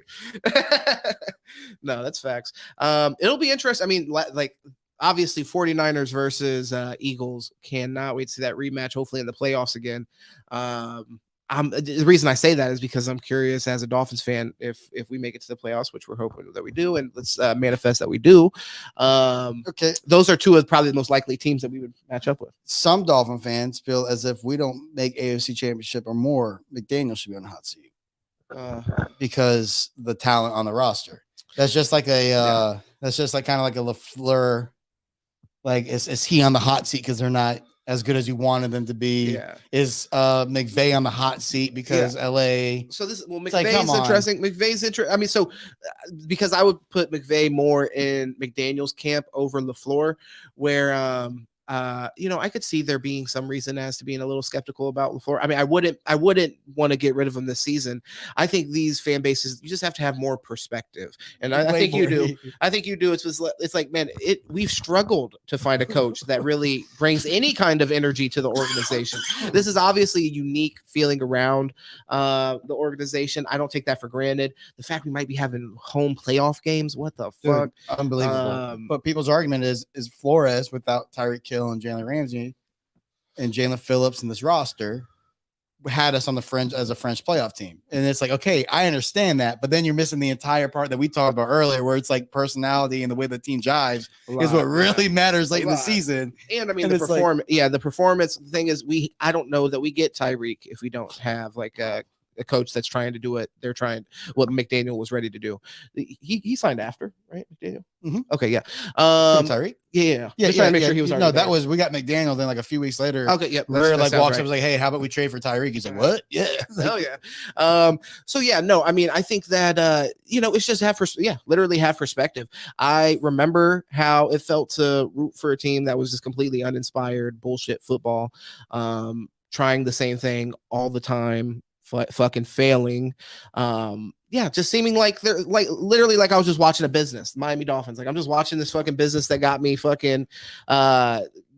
invested somehow. My bad. And then I'm just locked in with it. There's no real now it's exciting because there's possibilities. You know what I mean? There's like a hope. And if we lost, by the way, then I have the perspective to say, look, it is any given Sunday. That's real.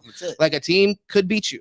So I mean, if we got swamped and we looked like we just came out flat or something, I don't know. Maybe I'd be like, we need to see what next season looks like. If we just came out and completely looked fucking opposite of what we look now, but that's a complete hypothetical that just doesn't even make sense to me because it's not in line with reality. So it's like the more likely case is if we did lose that game, we would come back and look how we do this year, which would make me feel like, okay, this is a great franchise. This is we're a perennial franchise now that's going to constantly be at the top. And then any given year. Yeah. And again, it's Peyton hard. Manning didn't win a Super Bowl or go to a Super Bowl every year. It's hard to make it. It's Dan Marino hard. One time in his fucking entire career. Duper Clayton. Are you serious? And that's his second year. Yes. So I mean, how 5,000 yards second year. When that happened, I'm sure he was sitting back like, we're gonna be back here. We're gonna be back here. We're gonna get this never again for the next fucking 15 years. 15 fucking years. And it's like, so yeah, it's hard to do. If we were able to have that kind of stability, I would appreciate that first and foremost. And then that's giving us an opportunity. It's putting us in the fight. And then we will have, there will be an expectation that we'll win playoff games at some point, but I wouldn't overreact in that way. You got to think at that time, you're running into the Bills who went to 4 straight Super Bowls and lost. Like, it's just at times when you run into better teams. It's not that Jim Kelly was a better quarterback than Marino. No, I know, but it's just, but I'm just saying, if you support Marino, right? Though, then he gets them. Yes, sometimes, of course, yes. But it's like, but that's the point. Is that's what it takes. Jim Kelly had Thurman Thomas. Jim Kelly had a team around him, and Jim Kelly was a great quarterback. Sure, but it takes a lot. It takes the village, as they say. Yeah, but that's why I wouldn't overreact, though. To answer your question directly, I wouldn't overreact if we lost in the first round, or if we played in the first round. If we have a bye, I wouldn't overreact. If we lost there, I would be disappointed. I expect us to win, but yeah, I would be ready to see what happens next year, and then I would evaluate it based off that.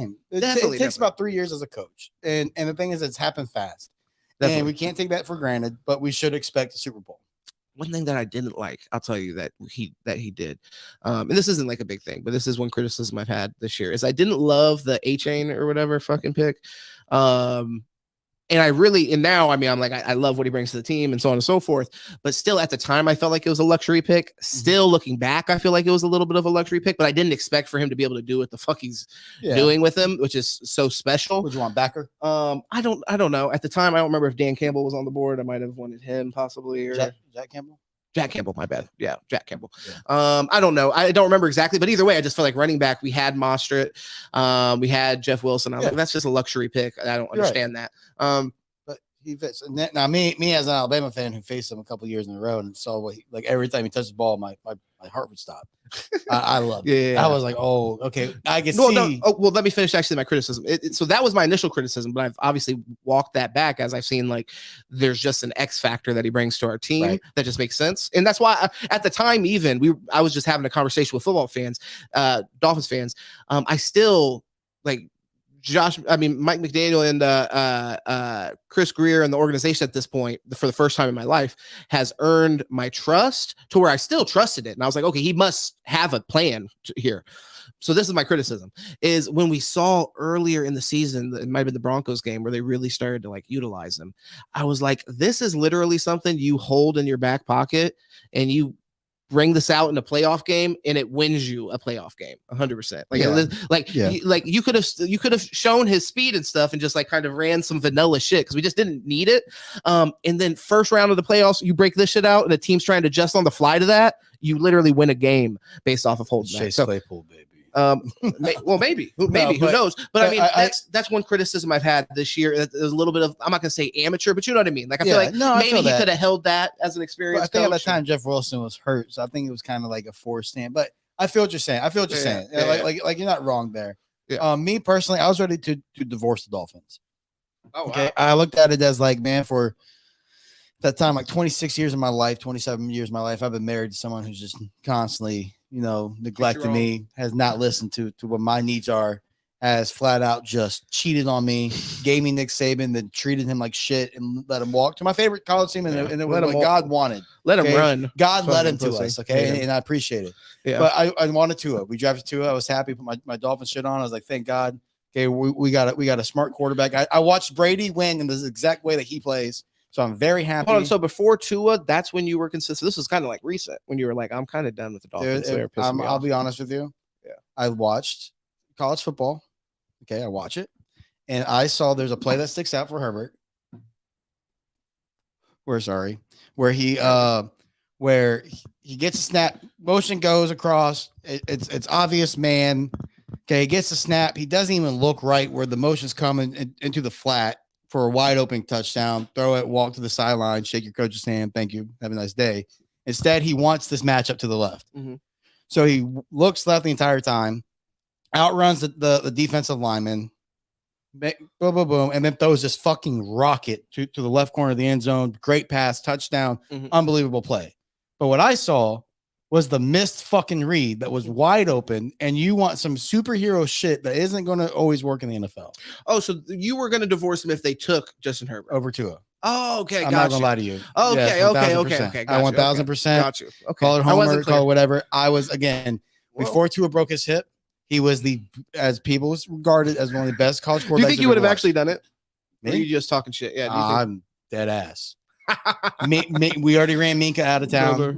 Flores already ran Minka out of town. You're lucky I'm too high to recall why you fucking questioned my fanhood a couple months ago. Listen, or else I'd be bringing that back up. Listen, man. What the fuck? You could talking about some crazy shit. Man, I don't even know how you can be a Dolphins fan. You can love your wife all you want. It might have been about Deshaun Watson or something like that. You might be like, I don't even know how you can be a Dolphins fan and say that. If your wife cheats on you consistently, do you leave? Okay, if your heart's broken, your heart's broken. I was done. Okay, I was done with it. We made the right choice. I said, okay, we got the decision maker. I'm happy. I never have considered not being a fan of the Dolphins.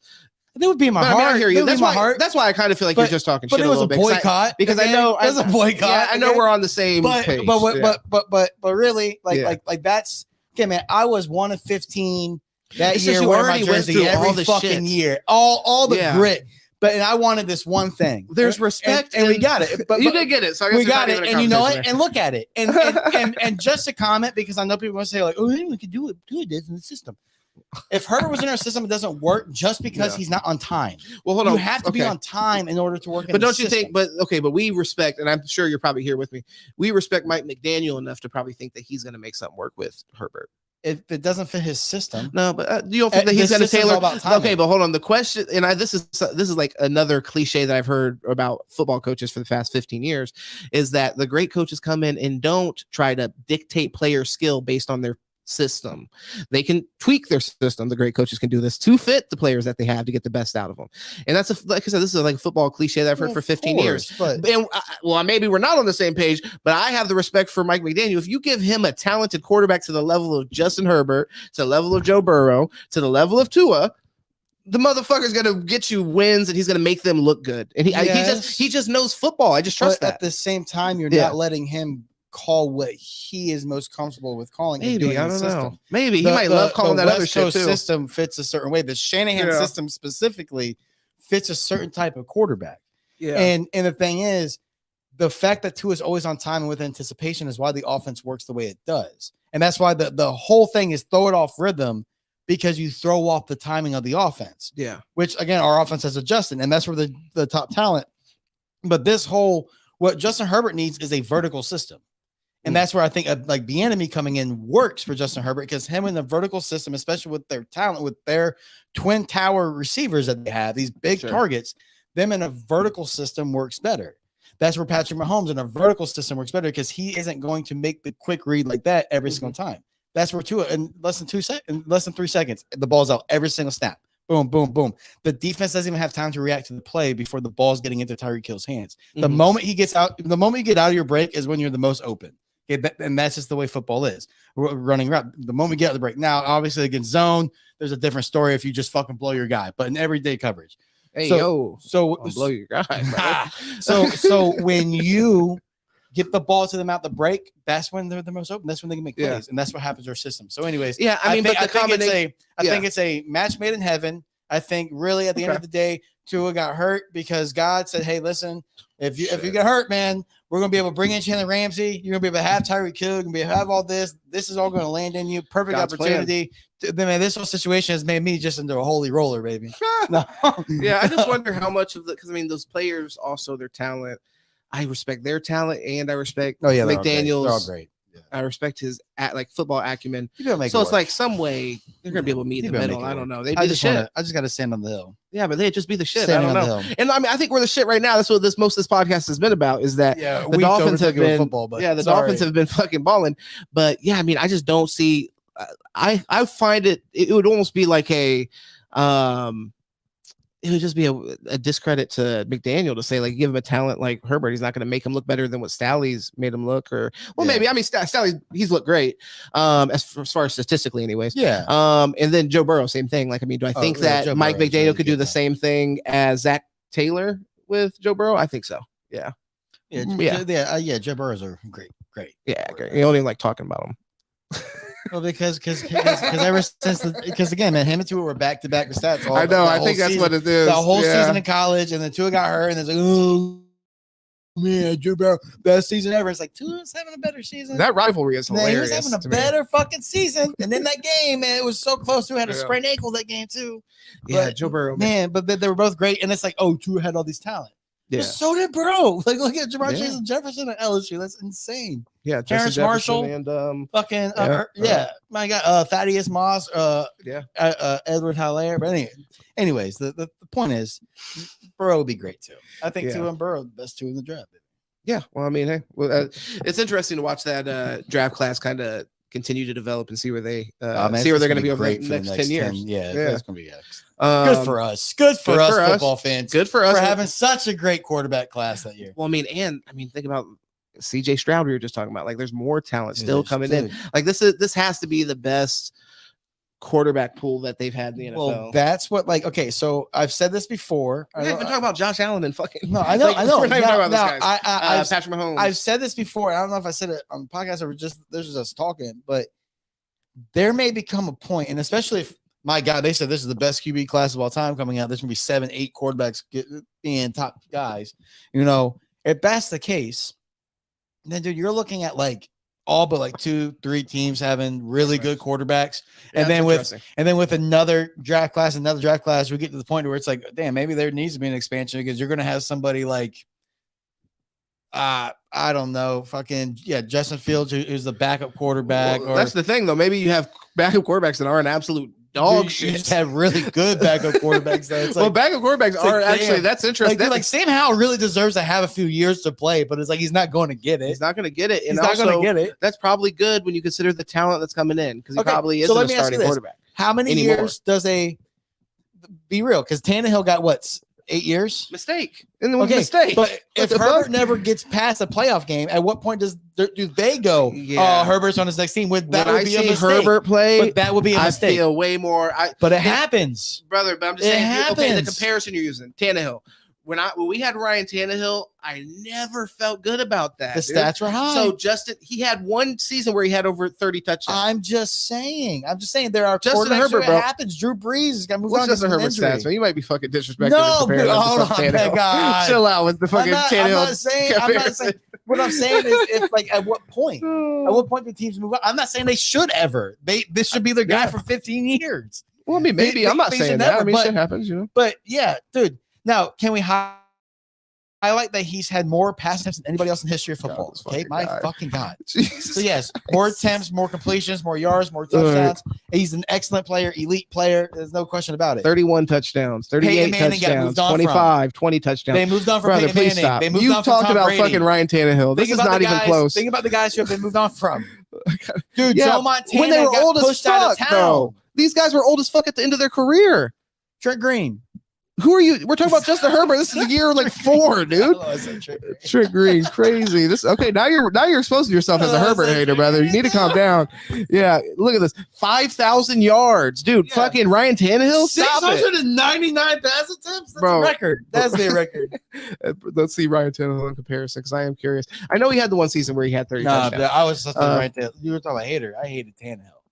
Great. I hated Tannehill. No, that's the right thing to do. Dude, I listen. If you're a quarterback and you're on 3rd and 14 and you keep throwing the goddamn drag every 3rd and 14, it pisses me. Stop taking sacks. You're 4.5. You're 6'5", running 4.5. Break it. Stiff arm. Take off. Damn, he didn't have a fucking. I thought he did have a 30 touchdown season with us. No, dude. But he did with the Titans. No, it was all over. It was all overhyped shit. Yeah, 27 touchdowns was his most. 24 touchdowns, 19-17 his last season. And that's without seeing the amount of games he played and stuff, to be fair. But yeah, I don't know, man. Like I said, with Justin Herbert, if I was, they should never move on. Yeah, they should never move on. They should keep forever. Philip Rivers 2.0, baby. This is just any opportunity to shit on this piece of shit. Philip Rivers 2.0, man. He's gonna be all-time leader in yards and touchdowns with no playoff wins. Yeah. I mean, well, who knows? Because they're, like you said, they're about to move on from their coach. So that's a huge question mark. It can, it can get really good from here, and we can end up in the same bullshit. But yeah, this is kind of a flashpoint for them. They have a real opportunity to put something out there that, get somebody in there that's going to be special and make the most out of. Who the fuck was it that you were excited to see? Joe Brady. Joe Brady up in he's in Buffalo. Yeah, how'd you feel about that? And we can move on. Buffalo's offenses look good. Okay, you just said you're really excited about it. So I'm excited about it. I think he's a really brilliant offensive mind. I think. Yeah. If I might, I think Tommy Reese might get a job offer somewhere out of Alabama, and it's like I think if I'm Alabama, Jalen Milroe stays, which hopefully he does, because I don't think he's ready for the NFL. But I didn't think Anthony Richardson was going to be a top 5 pick, and he was. Transfer portal just extorts some team. We wanted to talk about that, so actually let's wrap that in there. But I mean, but that's one thing. I'm Jalen Milroe's not leaving. He already made over $1 million as our quarterback. He'll make a couple more. Okay, or the NIL that comes from being at our school in that highlight. Obviously, you get commercials. Is what it is. But at the end of the day, fantastic. But I mean, like he's going to come back. I would like for them to go get somebody like Philly's offensive, like whatever assistant to Sirianni, run the same offense that they have up there in Philly. Bring that in. So, you're talking about Alabama? Yeah. There's a lot. What about the Chargers though? The Chargers. Well, you mentioned. I think Bieniemy's their guy. Okay. I think Bieniemy's guy. I think that he fits Justin Herbert's personality. They both seem extroverted. I think it kind of fits. Now, I think that he has to get some kind of fire guy in there. Maybe that's where you bring in I like Deuce Staley as a defense coordinator. Bring him in as your defense coordinator. But they're probably going to go with some young guy and try to mimic what is going on. And like I said, you can't get too close into mimicking something. You got to have people be them. And like I said, you see what Washington is, their offense is with Sam Howell. You give Justin Herbert that offense in LA with those targets, with Mike Williams, with Quentin Johnson, with Keenan Allen, with Austin Eckler, and then you draft somebody like a Parasol, or there's a receiver out of Colorado State, I forget his name. Unbelievable receiver. He's like 7th in the league in receiving yards. Probably gonna be a later round pick just because of name. Yeah. I mean, you go get these guys. I mean, that team's going to be great. Well, I mean, the past several years, you have several options as far as wide receiver goes. They just happen to fucking fail and draft Quentin Johnson. So everybody, Quentin Johnson is dropping a lot of balls, huh? Well, I mean, if you compare him to his, Tank Dell, just everybody. if you compare him to everybody, I think he only has like 159 yards on the season or something crazy. Yeah.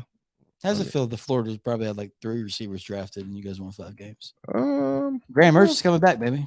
You excited? Yeah, I saw that. Or do you want to transfer? I mean, well, honestly, I didn't think Kyle McCord. I didn't think he was that terrible. We just got to see. The thing is, I'm out and kind of like we just got to see. I'm out on the head coach right now, so it's like I need to see what he can do. I don't know. I mean, if that's Tommy Reese, go get him. If that's our option, we have we're gonna have freshman. High recruit, Legway. Oh, bro. Yeah, that's nice, bro. Listen, real quick on Alabama, that USF game. Trying to find this motherfucker stats. Just to hammer that point home about that game shouldn't count as far as what I say anybody. Okay. Anybody. As far as that game versus USF, the quarterback that started for Alabama transferred out to go play lacrosse. Okay, so yeah, all right, yeah, that game didn't count. That was just a defensive showcase. That's what that was. Here, by the way, so this is where Quentin Johnson is. Yeah, 242 yards. Damn, I thought you were gonna be so good too. Yeah, well, I mean, he had the promise. He had the promise. So listen, man, I apologize for everybody that I said, hey man, he's gonna be a good guy. Buy a jersey. Anybody I told to buy a Quentin Johnson jersey? If I told you to pick him up in fantasy, I apologize. Oh yeah, dude, I'm pretty sure. I thought 0% of leagues have it, except maybe his team might have him. He's trying to put himself on the IR, save a roster spot. Jesus Christ. Yeah, that's rough, man. But I mean, we'll see. Who knows? People come on later, and there could be some crazy ass. Maybe he's hurt, playing through an injury. You never know. But definitely what we've seen so far. I mean, it was a big red flag for me how he got fucking locked up against Georgia. I mean, locked the fuck up. Yeah, didn't do shit. So it's like, I'm expecting that's where CJ Stroud won me. I'm like, dude, fucking, when you compare him and Bryce Young, I'm like, there is literally nothing to criticize with CJ Stroud's game at all. So that's why before the draft, I was CJ Stroud over Bryce Young for that reason. There's just literally nothing for me to even critique, in my opinion. That's fair. So yeah, if you're right. the Chargers, you draft a receiver first round. I mean, probably gonna have a top 10 pick. Yeah, I mean, yeah, that's good. Yeah, I mean, like neighbors. You have a few places you can go on defense, though. I mean, they could use some help on defense, I think. Is Khalil Mack even coming back next year? Do you believe that he's going to be back on course? Do you want him? That's what I'm saying. Defense, it's time to rebuild. Yeah, damn near. The fucking Joey Bosa shit's so crazy. Yeah, he was the man, but for like 2 days. Let's go ahead and get into these trailers real quick. So because I really want to show you all these before we get out of here. That was football, though. If you like the football talk, subscribe on YouTube. I know some of you guys are watching other places. YouTube is where most of the content is. Going crazy over there. So make sure you subscribe, share it with somebody that likes content like this. We get in here, we do these lives, and we're doing these more often. So look out for the lives on Tuesday at 8 p.m. Just wanted to be able to communicate more. 8 p.m. Eastern. Thank you for that. Yes, sir. 100%. But yeah, make sure you tap in on the Tuesdays. And then I've been doing a lot on Saturdays, just video game streams and stuff like that. If you guys like it, share it. I probably do something on the channel that you might think is interesting. So stick around for more of that stuff. Now, right here, what we're going to do is, do you watch, did you ever play the game Fallout? No. Useless. Fuck. Okay. I have not. I know it's a great game. I know it's a great game. You like TV shows, though? I love TV shows. Okay, that's all good. Well, here. We're going to watch a trailer. Doing a TV show for Fallout? They're doing a TV show. So, yeah. Okay. Thank you. Ask these questions, because please ask questions, because not everybody's going to be into Fallout. But it is an awesome video game series. Very excited for a Amazon Prime series to be made here. We got the trailer, so we're going to go ahead and kick back and watch it. Right? Nuclear Fallout, yes, sir. And we'll get into some more of the details, and we'll stop the trailer if there's anything interesting. All right, let's go. I know that I've lived a relatively comfortable life. Stop! Lucy!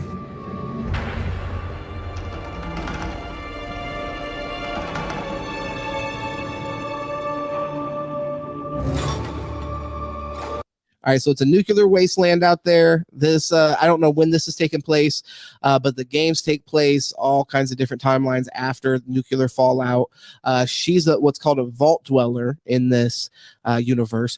Each vault has a different number. So she's from Vault 33. There's a certain amount. I don't remember how many vaults, but they know the amount. Each vault had a different social experiment that was being performed on them. So like some vaults are like, it's all clones in the vault. And they want to see how they're going to react. Shit. Some are like, there's one woman and everybody else is a man. Some some it's the opposite. There's all women and there's one man. So there are all these social experiments that are being performed after nuclear war happens. And then all ran by the people that started the war. It's sort of, I don't know how much would be a spoiler for the actual show, but I mean, this is really basic shit that I'm talking about, because all the shows are based off these vault dwellers. So just to give anybody that doesn't know some context, the blue suit and all that's the vault dweller suit. She's stepping out into the wasteland. And yeah, I mean, we'll see. Are they worried about like radiation poisoning, or like, is there like a thought? Is that why like they're afraid to go outside. They kind of all have, some of them have different levels of like weariness about the outside world. Some like don't want people to come back, for example. I think that was the first Fallout, was the main character goes out, then he comes back after the mission's over, and they're like, well, now we got to kill you because you've been out in the fucking wasteland, bitch. He's like, no. But I think that's how that went. Correct me if I'm wrong in the comments. So yeah, there's different levels of concern around that, and different people have different goals because the social experiments have went different. So some of them are completely abandoned and like everybody fucking died. And like in the game, when you go explore them, you can find little clues that tell you like what happened in this vault and how, whatever the fuck happened. Okay. Yeah. And sometimes you'll go and there's like a few of them where there's still people in there and they're like, hey, what's going on, dude? Yeah, no, fucking cool. So let's get back into it. You need to go home. Vault dwellers are an endangered species. I do not think you would be willing to do what it takes to survive up here. That's the guy that made the video game, by the way. If you insist on staying, then you will have to adapt. A little dark, couldn't really tell everything that was going on, but I know somebody getting fucked up. So they're like this. Or like nuclear creatures mutated from exposure to radiation and stuff. And that's a big thing for people. You're about to see, I'm assuming, the Steel Brotherhood. This is like a group, like a military basically in the game, where they start to put shit back together like helicopters and stuff.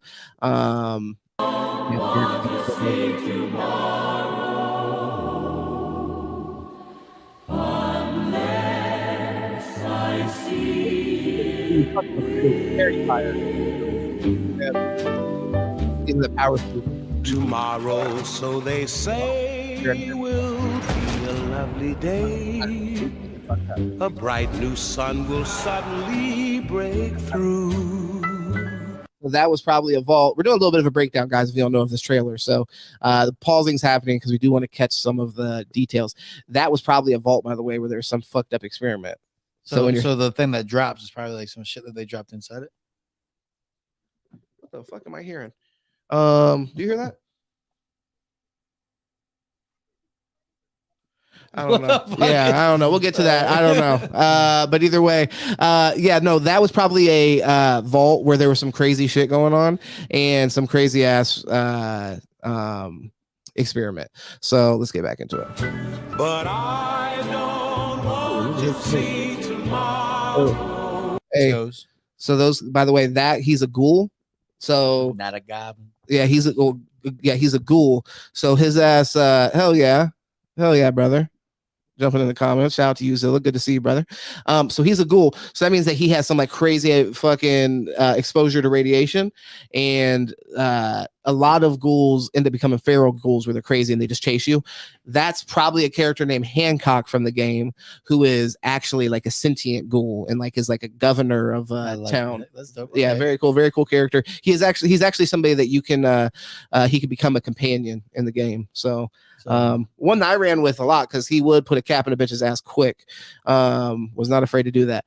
Y'all like Godzilla or King Kong? Yeah, all right. So my son would kill me if I ever. So I grew up as a King Kong fanatic, liking Godzilla, but not big here.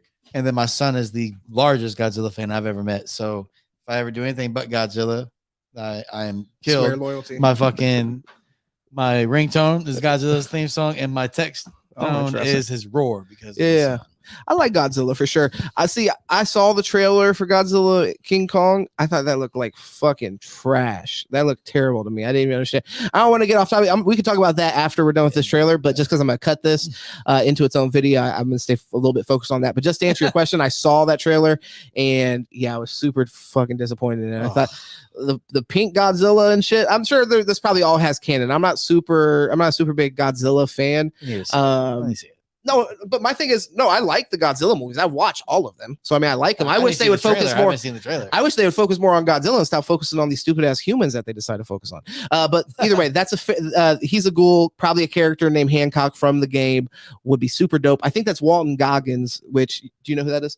No, I heard the name, but no. I don't want to pull up. Either way, he's from Shield, Justified. Okay, bald, had the fucking crazy ass hair. Yep. Yeah, super cool. So yeah, that'll be interesting to see that character come to life. Unless I see it with you. By the way, that location is probably a location in the game, like Diamond City, I think is what it's called. So very cool. Like you're seeing actual sets from like game, like game. Play. Very cool. I grabbed a moldy one.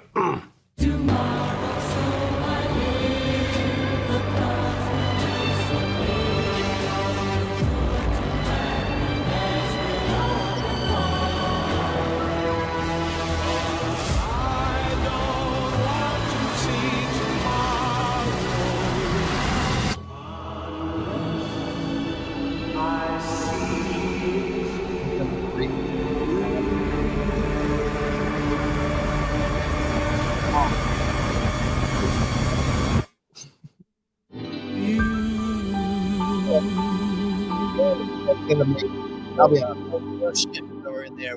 Yeah, those are like airships from the Brotherhood of Steel. Okay, so cool. Actually, we could keep that big here.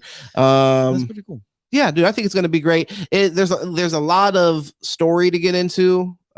These guys. A lot of gore, huh? Well, yeah, I mean it's a apocalyptic just wasteland where there's monsters, there's the fucking like zombie, like the feral ghouls are damn near zombies. Yeah. A lot of all kinds, like there's super mutants, like there's like these different sects of people in factions. So yeah, there's super mutants that will fuck you up big time. That's why I said like when you're in those power suits, that was like for the most part you're fucking shit up. But I mean if you run across a super mutant, he could still fuck you up a little bit. Shoot you with a nuke and it's over. Shoot you with a nuke. Wild fucking statement. Good to know. Just shoot people. With it looks really good. Whatever. As someone who's never played the game, yeah, man, that show looks really fucking good. Well, the universe is so like rich. That's why I think it's gonna, as in the fact that they're working with the people that made the game, that gives me a little bit extra confidence. But I think the universe is so rich, that's just that's your jumping off point. Now you have a source material to just pull the coolest shit from. I'm not saying that it's not hard because there's high expectations, but it's like I think you're coming from a very like this is rich source material. So I'm excited. That's why the Witcher show too. I don't know if anybody out there watches that. I was confident when that was getting made because like if somebody handles it with care, it's like you're just already starting out with the story that's fucking sick. Yep. You know what I mean? And like some of this stuff, like these are characters that we're already attached to because we fucking played this video game with them for 20-30 hours, however fucking long I spent on that bitch. But definitely Fallout has just like a cool backdrop. It also has like a little bit of like a retro thing, so it's like a 50s aesthetic. Yeah. So do you think with this and the Five Nights at Freddy's, they're gonna start making more TV shows about video games? Like you're gonna start seeing like Twisted Metal. Oh yeah, Twisted Metal. Like you're gonna see like a COD with fucking a ghost. Well, the thing is, I hope I mean that's not a bad question because like Twisted Metal, like it doesn't have like the craziest story. It does have a Assassin's Creed did it. It does have a cool universe, but it's like I think games, that's a market that's been under tapped, and usually when they've made video game movies back in the day, they were shit. Bad. So really bad. And then I mean what's next on here, I mean they did kind of opposite. They made this one like a damn movie that's going to be a blockbuster. Like I can't wait. Like even if it is $150, I'm gonna buy it. No, but I think that Fallout is a game. Good. If you told me like, hey, give me a list of like 5 games that would make great movies, Fallout would be easily one of the 5 that I would come up with. Because like I said, the universe is so unique and cool. Like when you start seeing, like I said, these like ghoul characters in like the weird cities that end up being created in this weird wasteland, it's really interesting. It's interesting. And then the kind of juxtaposition where you get to see like this kind of futuristic apocalyptic society with like a skin of like the 1950s over it. It's very, that's just like an interesting kind of aesthetic that they have. So there's like there's like in the game, there's a lot of like anxiety around the bomb and shit because it ended up happening, but you still have like some of that kind of like like the fucking Cold War kind of like bomb really fear. That looks so damn cool. Love your breakdown. Appreciate it, Jada Spades. Thank you for sticking around for it. Definitely hope you check it. Definitely hope you check it out. It kind of makes me sad that I never got into the game, to be honest with you. because it looks really cool. Like, it looks like a great story, and like with like COD and stuff. Like I always played the storyline, the campaign first. Dude, me too. I love campaign. I love stories. That's what I love about games. Yeah, is the story. it's a story. Like for me, So, I love it. Yeah, I like single player games typically, and I like to get a really cool story. This Fallout. Fucking sick. Resident Evil did it. What am I saying? How stupid was what I said? A lot of those fucking suck though. Zilla, but some of them were good. Like that was like one of the first good ones. Zilla though, Twisted Metal lore isn't intricately woven, but it's abundant. I agree. They have an interesting kind, but the thing is to think that they're able to adapt like people in cars that are fighting is kind of interesting. They did a really good job. I liked it, and they didn't like focus on that. It wasn't like, oh, we have a match, and then the next episode is like new match where we're gonna run around on a fucking destruction derby. There was a whole story. It got away from that. It really just played in that universe, and it did what I think this is gonna do well, which is gonna handle some of the characters that you already love with care. And just Twisted Metal did like it was. I think this will be probably even better done than Twisted Metal because it was a little kind of like corny and like B movie-ish, but I like that. It was that kind of is leaning into the weirdness of Twisted Metal. But just like little shit, like playing fucking Sweet Tooth's fucking theme when he appeared in like a battle, and it was just cool. Awesome, like just random cool fan service like that was really cool. Like that. Like a Mortal Kombat when they do shit. Yeah. Well, and it makes you feel like it's being handled by people that actually care about the source material, and they also, you know, love the source material. It's an Amazon show. Yeah. This one had the video games people listed in the trailer. Good sign. Yeah. Very good sign. Yeah, definitely. Well, and like I said, the guy, like you said, him being listed in the trailer and overseeing that, he's already somebody accustomed to creating really interesting stories. But can we trust Amazon is a great question. There's a lot of shitty stuff I've seen on Amazon. Corny. Yeah, like Amazon Prime produced content specifically. Yep. So that does concern me. But this trailer puts me at ease. Like as the Fallout fan, I'm seeing a lot of things. Like they have the dog in there, which is his name's Dog Meat. He's fucking it's a cool character that's in like I think he's in all the games. So like there's like these little signs of like, okay, there's attention to detail being made for the series. And yeah, I mean, either way, I'm stoked for it. Any other trailers that come out, I'll probably watch them. I might even cover it when it comes out and maybe talk about it every week. That'd be cool. OMG, I'll never forget Sweet Tooth. Yeah, Sweet Tooth, special character. And like what Zilla's saying, like you could just like Sweet Tooth as a character and think he's interesting, but you could also like when you get deep into his character, there's a lot of like just weird shit with him being like a serial killer, wanting to kill his daughter and like killing his entire family. Like these characters, you could just play like if you just played the game for the deathmatch portion of it, then you wouldn't even know about like how deep that lore is. I was a child at that point. Yeah, I was like watching my dad play it mainly. But I played it a little bit. God, I love the game. Yeah, that was a sick game. All right, so this is probably gonna be our last video for the night. Let's see. Yeah, I've seen the game. It looked badass. This is the GTA trailer for like 12 years. Yes, 12 years we've been waiting on this.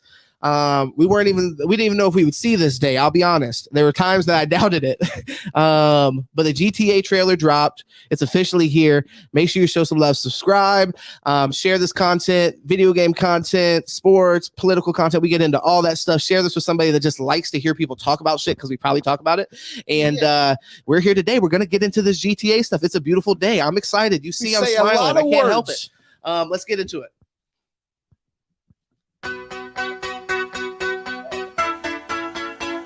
Lucia, do you know why you're here? Bad luck, I guess. Oh, dude, we're gonna play as a girl. Well, fuck this, dude. I don't want to play this game. I don't want to play this fucking game anymore. That's dumb. Hold on, I gotta be a lady, dude. Yes.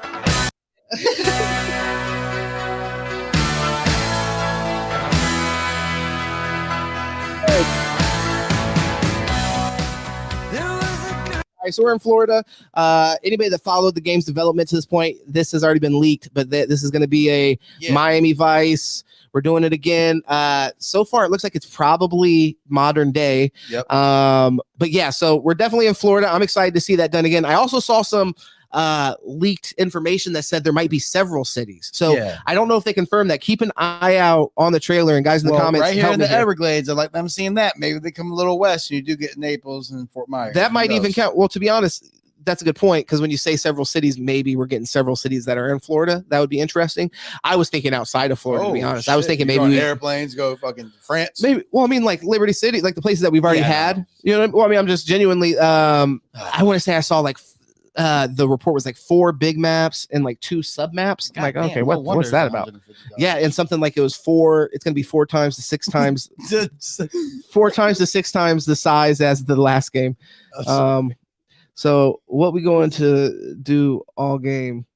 Fold shit. That was good. Yeah, fucking tried your ass. That was a stupid fucking Naples. What the fuck, dude? It's talking about women. Okay, fair enough. All right, I thought we meant going to Naples. Yeah, an old person. Going to Naples. Being an old person. Like, oh shit, there's no crime here. I want to see Southwest Florida on it because that's what we heard earlier. No, Fort Myers would be fire. Yeah, Fort Myers and Naples. Rob some fucking. She said she cared about me. She tried to make my world the way she thought it should be. I'm not trying to assume those gentlemen were doing a drug dealer of any kind, but that would be it'd be cool if they were. That would be a good speculation. Yeah, that's speculation. I don't have enough information based off what we saw. I like at some points, like when it goes on like the beach scenes, it's like it kind of looks like a show. Like it looks like it's yeah, like the graphics look believable, which great. They should. Great, yeah. It's sort of Everglades, Miami, Fort Lauderdale type vibes.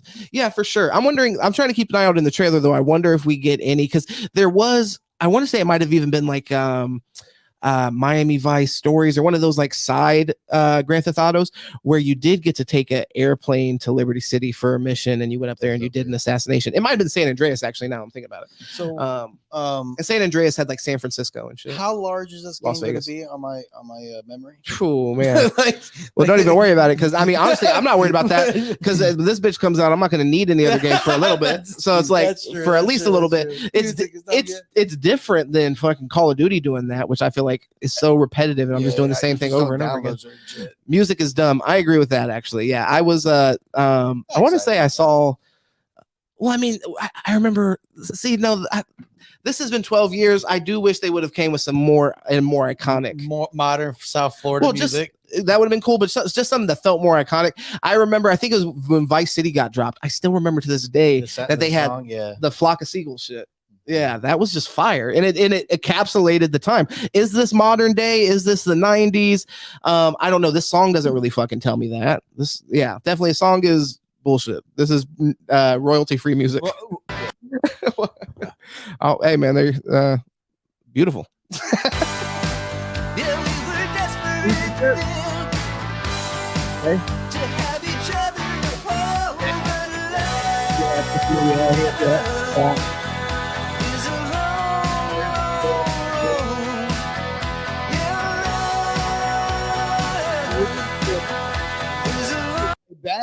That is over here. Maybe you read that yacht club. Just go over there and fucking shoot all these dumbasses for fucking. I'm not gonna say what I'm gonna do in the game because this go? Like this game's gonna be dope. No, it's gonna be really cool. And to think that Red Dead Redemption 2 came out after Grand Theft Auto into 5, and to think some of like the interesting things that they had in that universe, like with the NPCs, I think they took the Grand Theft Auto, which Grand Theft Auto 5 was awesome with a lot of the side missions you could do with NPCs, but they really took it to another level, in my opinion, on Red Dead Redemption. So to see that applied here is going to be really cool. So maybe to have some of these really interesting interactions with non-playable characters, you know, in like what we're looking at right here, where it's in the middle of fucking mud.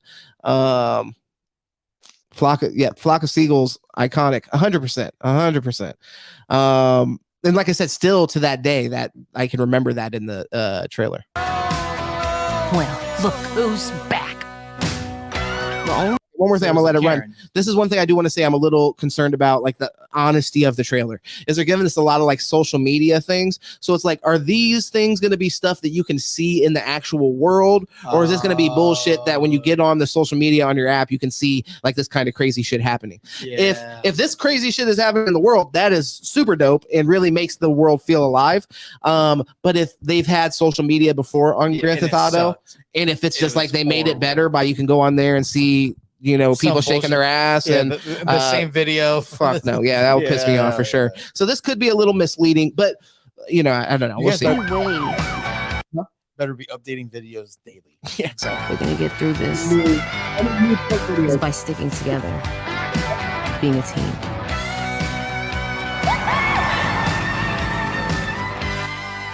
Trust. Trust. What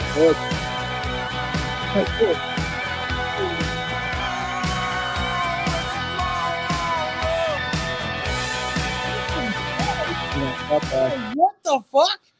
Oh, god damn it. The Squid Games begins, brother. I might not even be here. Yeah, the Squid Games begins, brother. You got to make it. Lord. You got to make it to the end to see the prize. I didn't even know that. Maybe you can like do shit in the game and record it and then like post it to social media. Can you go back? Can you get your youth back? 2025, brother? Fuck. Yeah, Jesus. Playing video games, so that'd be 32. Yeah, hopefully I'm done with stupid stuff like that.